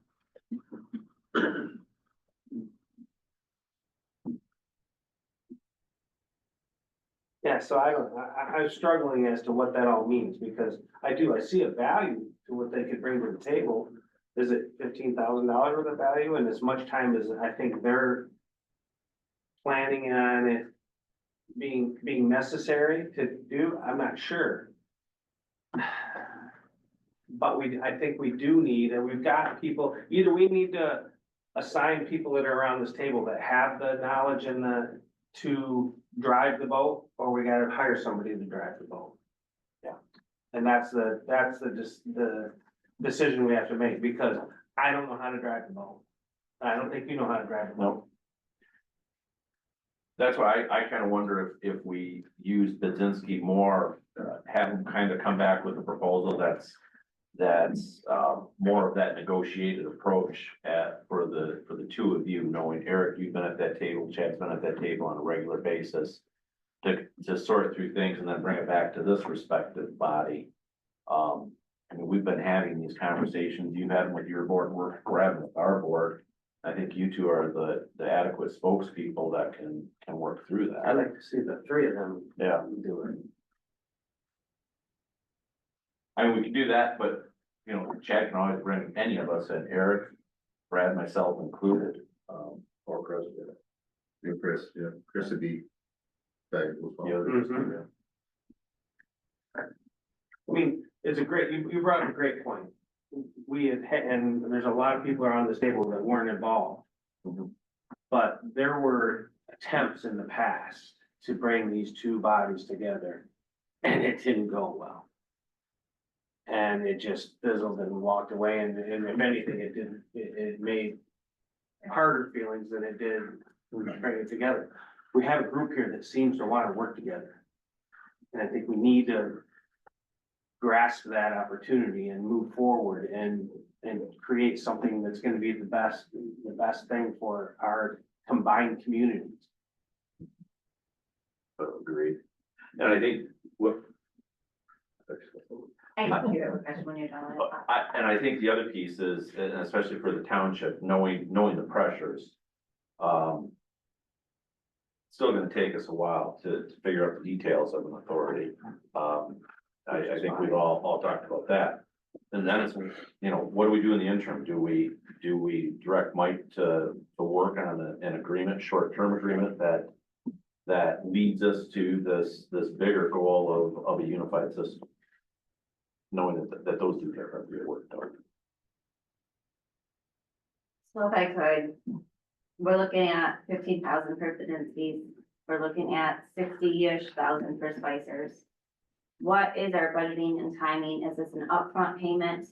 I know we're 2 months from the end of our budget from this year. Is it half now? Like say for our township, is it half now for both of your companies on our budget this year? Is it half on next year's that we need to budget for? I know the city is, I think, July. You know, are they paying half then, half on next budget? How do we budget for this as a township? I sit here, I look at our township has spent a lot of money on this. I love that we're going forward. I love that we're working together. But at the same point, I'm still mindful of our budget and our community's funds. I don't want somebody coming back to us saying, well, you guys just spent $500,000 on water sewer that only benefits a few people. Like where, as far as payment to your companies, is it half up front? Is it half when we're done? How does that handle? Oh, yeah, we bill hourly for working on your project, so Okay. our bills are gonna be monthly. Okay, Yeah, very. These are budget. They're not set in stone. Chad's trying, what Budzinski? For these types of engagements, we don't wait until the end. But I'm not concerned if that means that we need to hold our bill for the fiscal year start or something. So if we wait until the fall for the first bill, it doesn't matter to us. okay. But it will not, like, it's not gonna be like, we're gonna hold all our fee until this ends, which could be a year or two from now, Right. but, it doesn't need to be like done this spring or this summer for us, for the first bill. But do you bill in equal increments or? I don't, it's negotiated, I don't really care, honestly, I mean. Okay, then we'll take care of it. Yeah. Don't trust us. I think the financial aspect is holding everybody's decision back to go forward with this, and I kind of feel like we keep going around in circles. We've sat here for 4 months and we're still going around in circles. I think Brad and Chad, yeah. Yeah, sorry if I could, and to clarify my, dislike for approving, these tonight. It's because probably my opinion in the process in which, and that doesn't mean, my opinion doesn't mean anything, I'm just giving it, to me, you know, the Bazinski proposal would be more beneficial once we actually get, say, more legal entity figured out. And then we could ultimately expand upon the Bazinski proposal to then explore, okay, how do we bring existing debt into, you know, one house if need be. What this feels like from the, you know, from Andy's standpoint, and what he spoke of tonight is more of an exploratory. To me, again, we should have, if we wanted, if we had concerns, they should have been aired out by now. If you didn't, I don't, you know, we can still have those conversations, but if we had a roadblock in place, which I feel Andy would have been crucial in figuring that out, we should have had that figured out. If not, we just wasted a bunch of our time and lives. Yeah, we're all busy. When it comes to, you know, Mr. House's proposal, the Spicers, it's great information, but again, to me, this again feels more like an authority, you know, the people who are gonna be stuck running it need to have some level of input during that discussion. The water and sewer as it stands now, the sewer has already come to the city. Pretty easy discussion. There isn't. So not much going on there. We can easily, assess the assets there. I think that's already being done, correct, Brian? So that information's already gathered. You know, future growth and what that development is, again, not sure if it's relevant to our individual bodies. The zoning's gonna stay where it is. And neither one should have, in my opinion, as a city resident, I personally don't care what the township wants to do. And I personally think it shouldn't matter either way, as long as we control our own boundaries still, zoning wise, we control how we wanna grow. A utility should not be ultimately, involved in those discussions. No decision on a utility should be based on those zoning or the fear of or anything thereof. I think if we're going into it that way, this will fail. You have to run it like a utility, and a utility don't care what it serves or who it serves. It's gonna do what it needs to do to provide the best service, the most economic service it can for its users. And that's where my benefit, and that's where my opinion lies. And, you know, I think the city, you know, has some concerns, which I understand. And I think that's something maybe we should take up in our own individual meeting, you know, about what is our concerns, because obviously there's some that are out there that I'm not fully aware of. You know, that we need to get clarified. Again, an authority and impact, a utility and utility rate should not be impacting general fund and vice versa. If they are, we've done something wrong in the past, and that's on our path to fix, so. You know, I understand additional populations, but again, this happens all over. You can't control growth, we can't control. This was gonna happen whether, you know, if the township grows without us, you know, those impacts are still gonna be had. And they're potentially no benefit, and we're gonna be left with a bigger piece of the pie to deal with down the road. But at least we're here talking about it, and that's what I wanna see, is that, you know, I hope that we can not be nearsighted and look down the road. So based on that, Commissioner Gursky, what do you see is the next relevant step for us as a commission and for the township or collectively? I mean, what step do you take? I'm gonna far oversimplify it, because that's the type of human I am. We need to figure out this short-term deal. Yep. If we can't, and I agree, we're not gonna get to a full-blown agreed upon, or, you know, articles in this amount of time. We have to agree to figure out what we're gonna do with supplying this water for this development that is pending. So we can secure funds for the region. That benefits us all. So that should be an easy one. You know, that to me is, and I can see that happening very quick. I don't see any concerns there. I mean, personally, again, we need to get that figured out. I don't have any concerns moving forward with everything else, but again, how we're timing and tying things together, that's where I come from just a different side of that. That's just my opinion.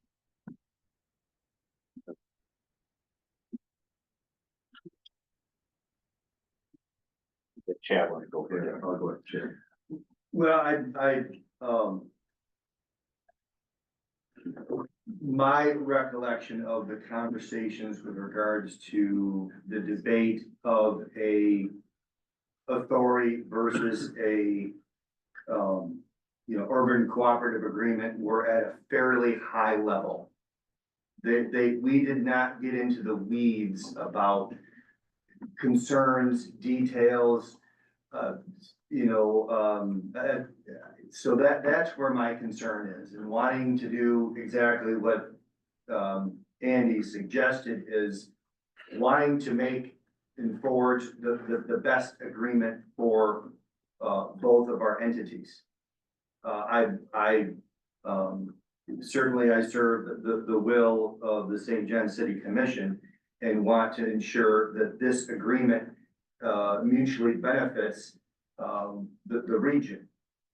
However, the prime directive I serve is making sure that, the concerns of the city are addressed, and if that's, there are certain aspects of an agreement that, can be done simply and very straightforward without adding, perhaps, another layer of bureaucracy that may impede our simplified objective of serving the utilities blindly. Sometimes that bureaucracy can get in the way of that simple objective. I've seen it happen. I've been in the middle of it. And so, it certainly, I would recommend that perhaps we take a step back in what, Treasurer Smith was alluding to, is how do we move forward in a measured way and trying to get to an objective finally, after many, many years. And I think we do have the components here of trying to coalesce all these thoughts into an agreement that we can ink and sign and move forward. I guess to try and put that to a fine point, both of the proposals have taken at, the higher amount of the Spicer proposal, which is 70,000 rounded up. The Budzinski proposal at 15, plus or minus right now, that's $85,000, or split 50-50, 42,500. In 20 years after this is done, that's a drop in the bucket as far as the benefits to the region and how we could work together. One way that could be had is we could authorize respectively like a $15,000 each initially. And then, after July 1, the latter of the two fiscal years, authorize an additional 27,500 or something less that the respective bodies would be comfortable issuing, but we could perhaps break those up in stages in order to begin this process as quickly as possible. Get this train on the tracks and set it down so we can begin perhaps the short-term agreement, begin designs, begin studies, and then just continue on as quickly as possible, but not waste any time. Just offering that up for conversations for the bodies.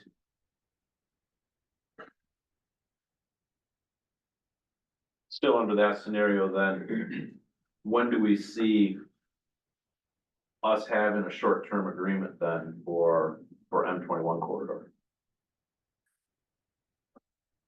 I agree. I think you made the point that hit home with me. Let's address that first. Because this can be brought in, we're not gonna stop doing with them what we're doing, and you're not gonna stop doing what you're doing to get things ready. We've hashed out, and give me examples of the details that we haven't hashed out yet, that they're gonna bring out. Cause I have a hard time seeing what that is.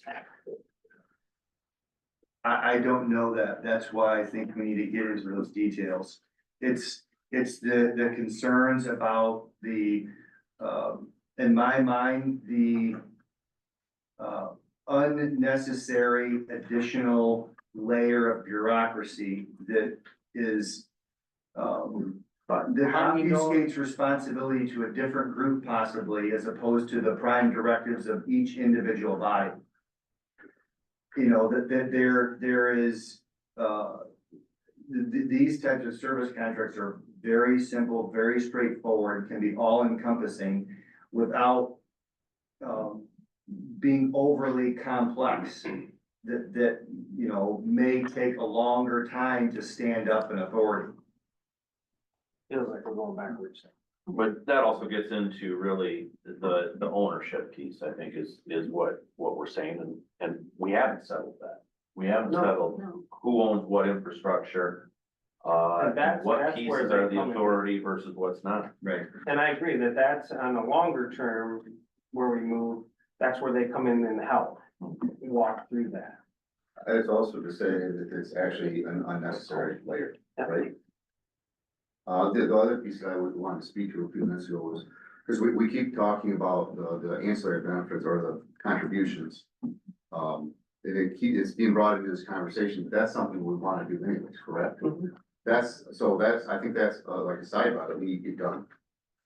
So it's not, I mean, we need to work with staff and say, okay, this is what it is, and walk through it regardless of what direction, where we're at in the process and when we get to the end goal, because we've already said we want to be the larger community. Yeah, so that's why I feel to tie it to it completely. Right, let's just get moving. Let's just get it done. Let's work on that. Mr. Mayor, this is where I think there's kind of a difference of view on it. I think it's part and parcel of what we're talking about. For me, it's not a separate issue, because if that piece isn't worked out and I'm not seeing the value and I can't sell that to the residents of the city of St. John's, I'm a hard no. To be quite honestly, I've been going through this whole process. We started the conversation and I'm getting a little frustrated here as I hear, because there are a lot, it sounds like assumptions are being made as we're having these conversations. Like there's an assumption that an authority is what's gonna happen. I mean, that's the vibe that I'm getting. I don't think we ever took a vote to say there was gonna be an authority. I think the way I heard it was that we were talking about possibilities. 425's not an interest. The township has said they don't have an interest in it, so it's off the table. Not because of the city not having an interest, the township said it. And then there was an interest in pursuing the authority. So we've been talking about the authority, and I think we've been doing it appropriately and saying, what could that look like? That's how we started these conversations. What could that look like? Let's put together a structure and talk this through. I don't recall us saying that is what our end goal was gonna be, but let's do our due diligence and talk about what an authority could look like, structure, the legal parameters for it. But we've talked a lot about another option other than authority. But all along, my thinking has been, we still have not tied benefits to the city into anything that's done, regardless of governmental agreement or it's an authority. I still, again, I see vagaries. I don't have a clear picture of what those benefits are gonna be to the city resident. You can say, well, the authority is gonna provide a benefit. It's gonna be cost savings, more efficiencies, et cetera. I don't think that's enough. But if we're talking about some kind of a bargain that's gonna be a win-win for both parties, we need to get serious about what that other piece is. What does the city get out of it? We're going through this process and I'm still not hearing it. And I'm getting a little frustrated by it, and I apologize for that, but I've been bringing it up in meetings, and like I said earlier, I feel like it's getting short shrift here. For me, that's an essential component for us to move forward on anything.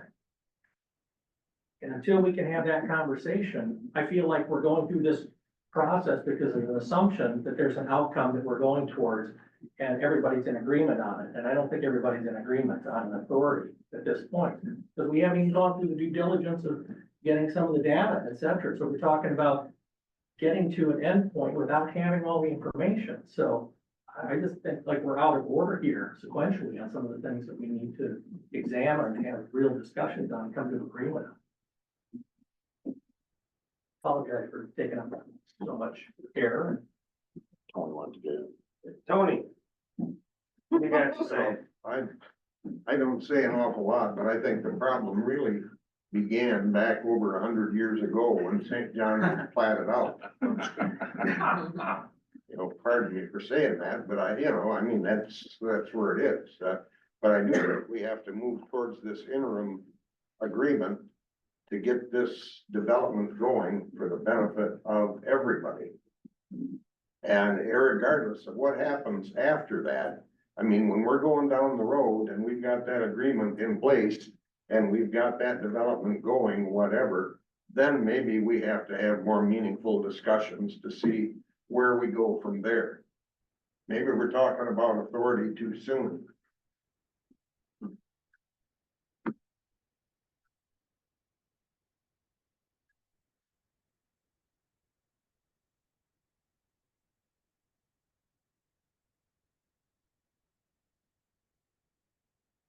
Take it from here.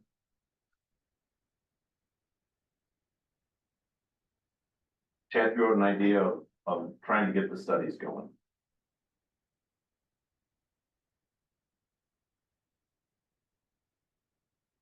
That's fine.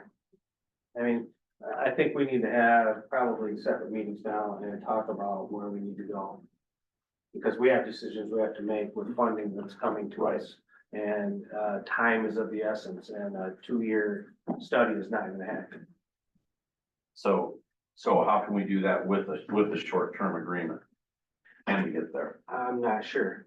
I need to have a discussion with my board, because that's more than I can wrap my head around. It's, if it's that type of, because, understand, and maybe it makes the most sense, just to, at some point in time, there's time periods, I think it's 2 years tied to, 2 or 3 years tied to the spending of these funds. And if you don't spend it, you give it back, well, maybe it makes sense to give it back at some point, because of where we end up heading. But my gut feel initially says no. When you get money, don't give it back. Yeah, absolutely. So, I mean, ever so briefly, in our first meetings, did we not as a collective group walk through the different steps? 425, urban cooperation agreement, authority. And all but one were in agreement that the authority was how we move forward. Right? I've I heard mean, it so we've walked that path and several times. we have had some consensus on that, which is why we brought Mr. Homer in to start walking forward with that. Agreed. Agreed. But if that's not the case, that's okay. It's okay to part ways and agree not to agree. Yeah, I don't think anyone's ready to say that yet. Like I said, we've invested time here and we see the mutual benefit. We've got to lay it out in some feasible way. Talking to Commissioner Huffnagel's comments, what does that look like? What is it? I've heard this general fund agreement is a part of it, but what else is there? Chad? Well, and I think, just talking, with a silent sidebar with Mr. Homer, I think, with myself and Mr. Homer and perhaps Mr. Selm working together to try and get a short-term agreement. I don't think the short-term agreement in and of itself was a high hurdle to jump. The issue was what happens at the sunset of that was the concern. And so, with regards to the operations of the shared system, I don't think there was any disagreement there of the objective of the township and the willingness of the city. I think that, starting the design and the expenditures of that money, certainly we could establish those mutually beneficial covenants within that short-term agreement. And, step out in a little bit of faith that we'll come up with some final agreement. And maybe that is an authority and maybe it's not, but I think trying to move forward with the mutual objective of doing what's best for the region, I think that's where we've always been, and I think that's where we'll be able to get to. I think to starting this process and moving forward, I think that will help breadcrumb our roadway to success. Okay. I'm not sure I'm in total agreement with that, simply because, well, if the short-term agreement, if we can work in aspects to the short-term agreement as to what the exit strategy is, depending on what comes about. In other words, if both entities can come together, here's how it'll end. If both entities can't come together, the money that's expended from the funds for outside, when there's gonna have to be paybacks, there's gonna have to be, it's gonna have to be engineered so that the township can run their own water line and take that over. There's gonna have to be a lot of, things in that short-term agreement for, not so good exit strategy. We wanna see it be the good exit strategy, but understand that, you know, based on what we're hearing, that might not be available. So we need to be able to have it built in. I don't think it's gonna be as simple of a short-term agreement as what maybe we think it is. Because of what we have to build into it to watch it sunset. Check, go ahead. Yeah, I think that's just based on the desires and of the township and what is that exit strategy. I don't think it's overly complex. I just think it's a relative comfort level of what that looks like and coming to some mutual agreement on it. And there are very simple ways of establishing service, continued service, after the fact in multiple different forms, and we've talked about it here tonight. I just think there has to be those separate discussions from the township and the city based on a framework and perhaps some different options that perhaps Mr. O'Meara could lay out. You know, what does that look like? Is it option A, B, or C? And I think we can kind of back into that, based on comfort level and our desire to not undo what we will hopefully be doing over the next, year and a half as far as infrastructure installation and service. Mike, have you heard enough to be able to lay out something? Yeah, I think so. I mean, I don't pretend to be an engineer, so part of that's gonna be important to flesh out in terms of, what happens if we don't get to long-term, right? And, because you can't very well, no developer is going to proceed on a shaky agreement on a short-term deal, right? Right. And you'd just be foolish, and we would be foolish in promising them something Right. like that. So, the end goal would be to get them the water in order to develop with that long-term plan in there to continue providing that water, even if nothing else comes up. And I think we can get there.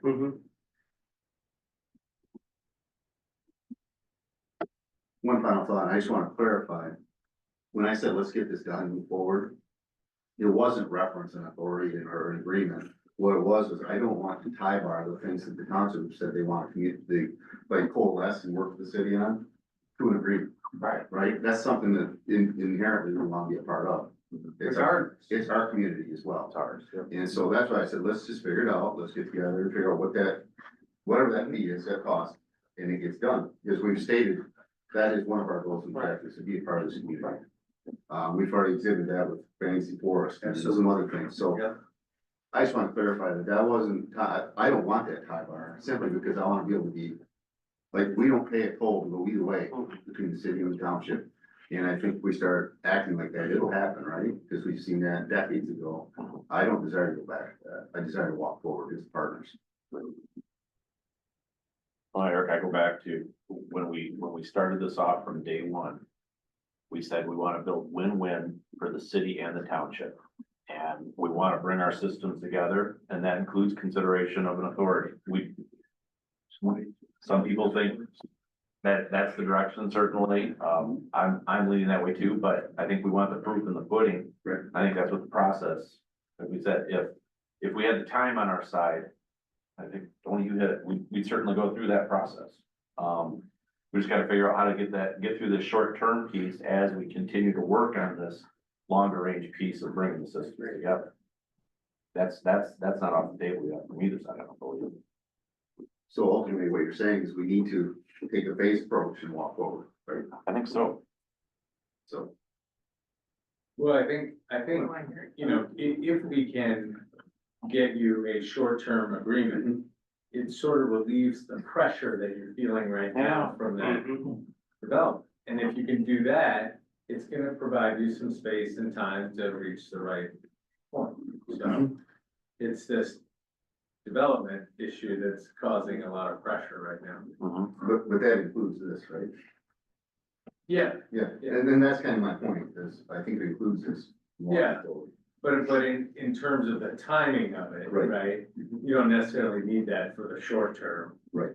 And then it's gonna give you time to think about, okay, what is it you need to get to the next, that next point? Whether that's long-term agreement, authority, whatever it might be, to get you to that long-term solution.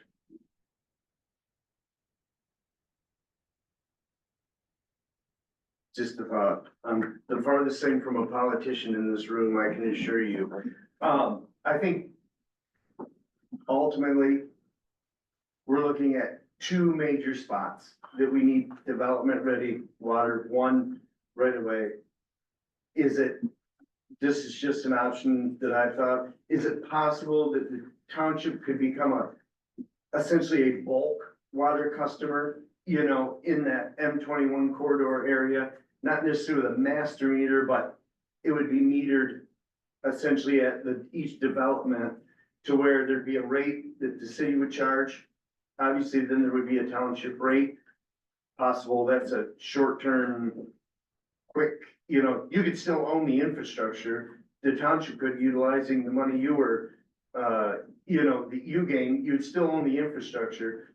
But would essentially be a bulk customer, no different than the city of DeWitt is with the Board of Water and Light, bulk customer.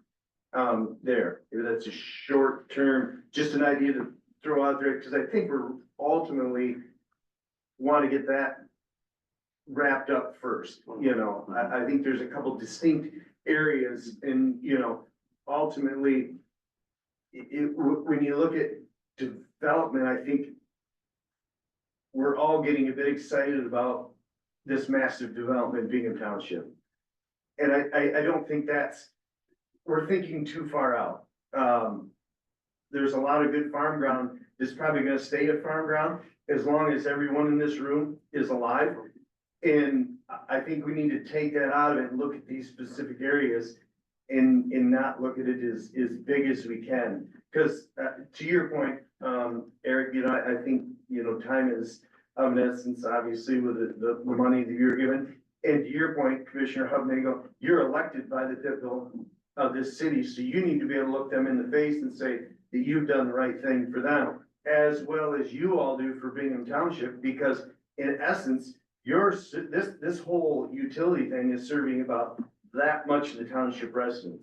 The rest of them want good roads, ambulance service, fire service, and police. They could give a crap less, pardon my language, about whether they have water or sewer, you know? So that's just an option, you know, if we're looking at something, you know, short term. Another thing to think of too, and this is, you know, also, Eagle is not fast at permitting these things. So if we're even close to that idea of maybe a connection, you know, into the system, running down 21,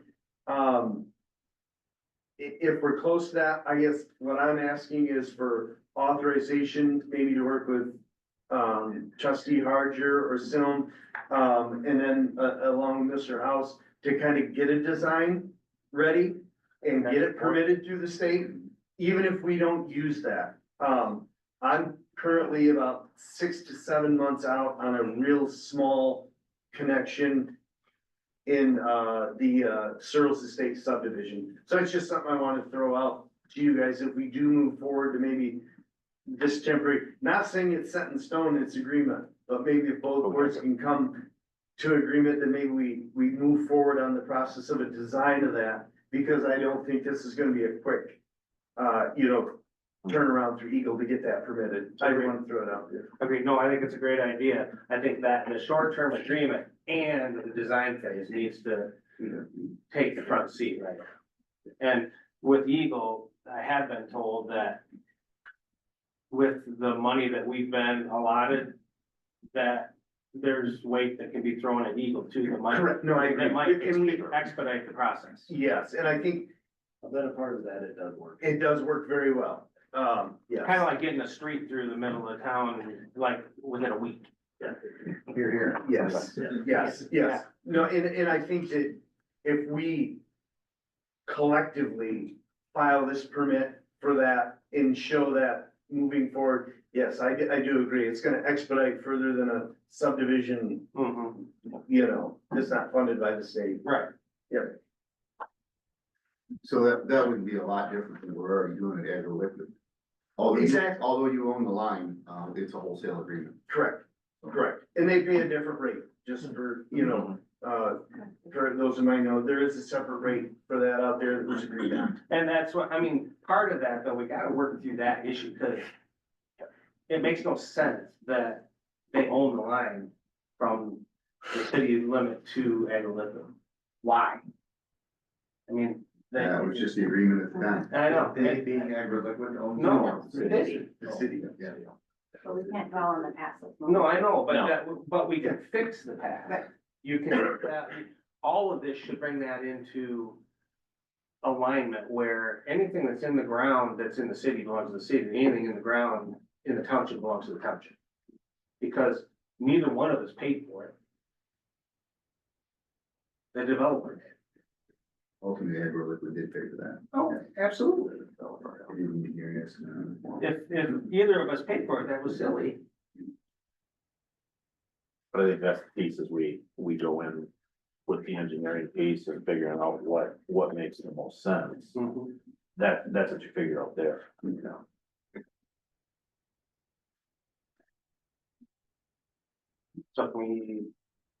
So do we need to act to at least start a short-term agreement?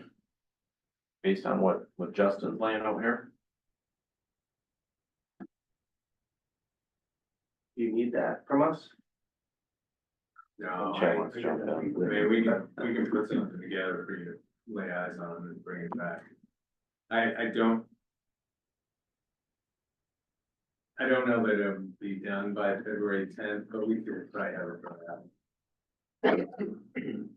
I mean, I hear you say that a lot. it just, I have not looked at the rest of my schedule this week. If it was based on this week's schedule, I'd tell you no way. First week back, right?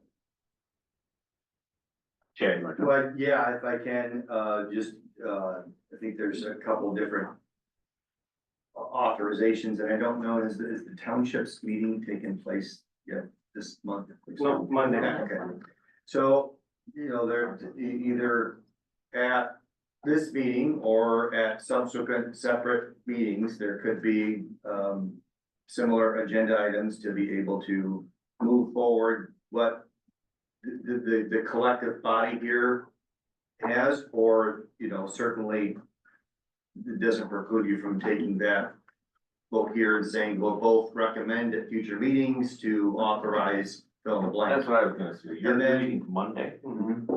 Does that give you enough time for the two of you to talk and figure out what, based on the conversations, what you might need? Yeah, I think so. We can certainly, discuss this with Andy and Brian and see how we can architect that with regards to any budgetary constraints or concerns that, the township and the city would look at, and then move forward based on that, programming or restraint to try and get to the amount to deliver a final product that's worth consuming.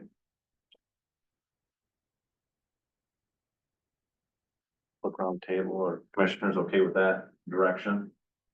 That way we can take that up. fourth Monday of the month, so.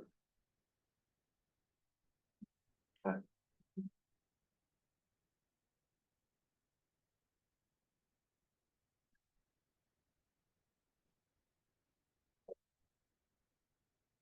That's a step.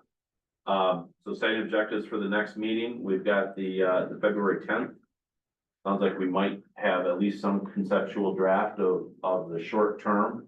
We'll probably, well, both boards will have met and decided on what our direction is in terms of assistance here. And potentially then get started in that process. Would it make sense to? I mean, does it make sense to get together and meet again if we don't have something that, I mean, a draft is great, but Yeah, it'd be nice to have something just to move. if there's nothing that, yeah, Then, yeah, should we push it off? we got, It is. you want to keep it on the books and then as we get, Yeah, why yeah. don't we keep it on the books and as we get closer? Yes. We'll look a week out and if we say there's something relevant, we can meet, but otherwise we can cancel. Cause I love y'all, but I mean. No, I don't. It doesn't make sense to get together just to get together.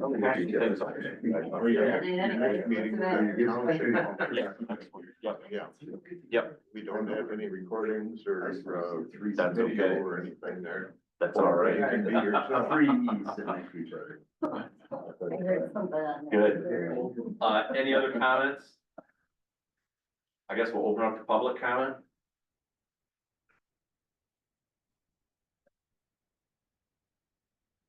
I don't see any public comment coming forward. I guess we're in position to adjourn. Why don't you begin? Bingham Township, accept a motion to adjourn. So, Motion and support. Would we like to discuss that? Hearing none, all in favor, signify by saying aye. Aye. Opposed, the same. motion be in order for St. John's Commission to adjourn. Moved by Gursky, supported by Deliso. Questions on that motion? All those in favor of the motion signify by saying aye. Aye. Those opposed, motion carries. Thank you, everyone.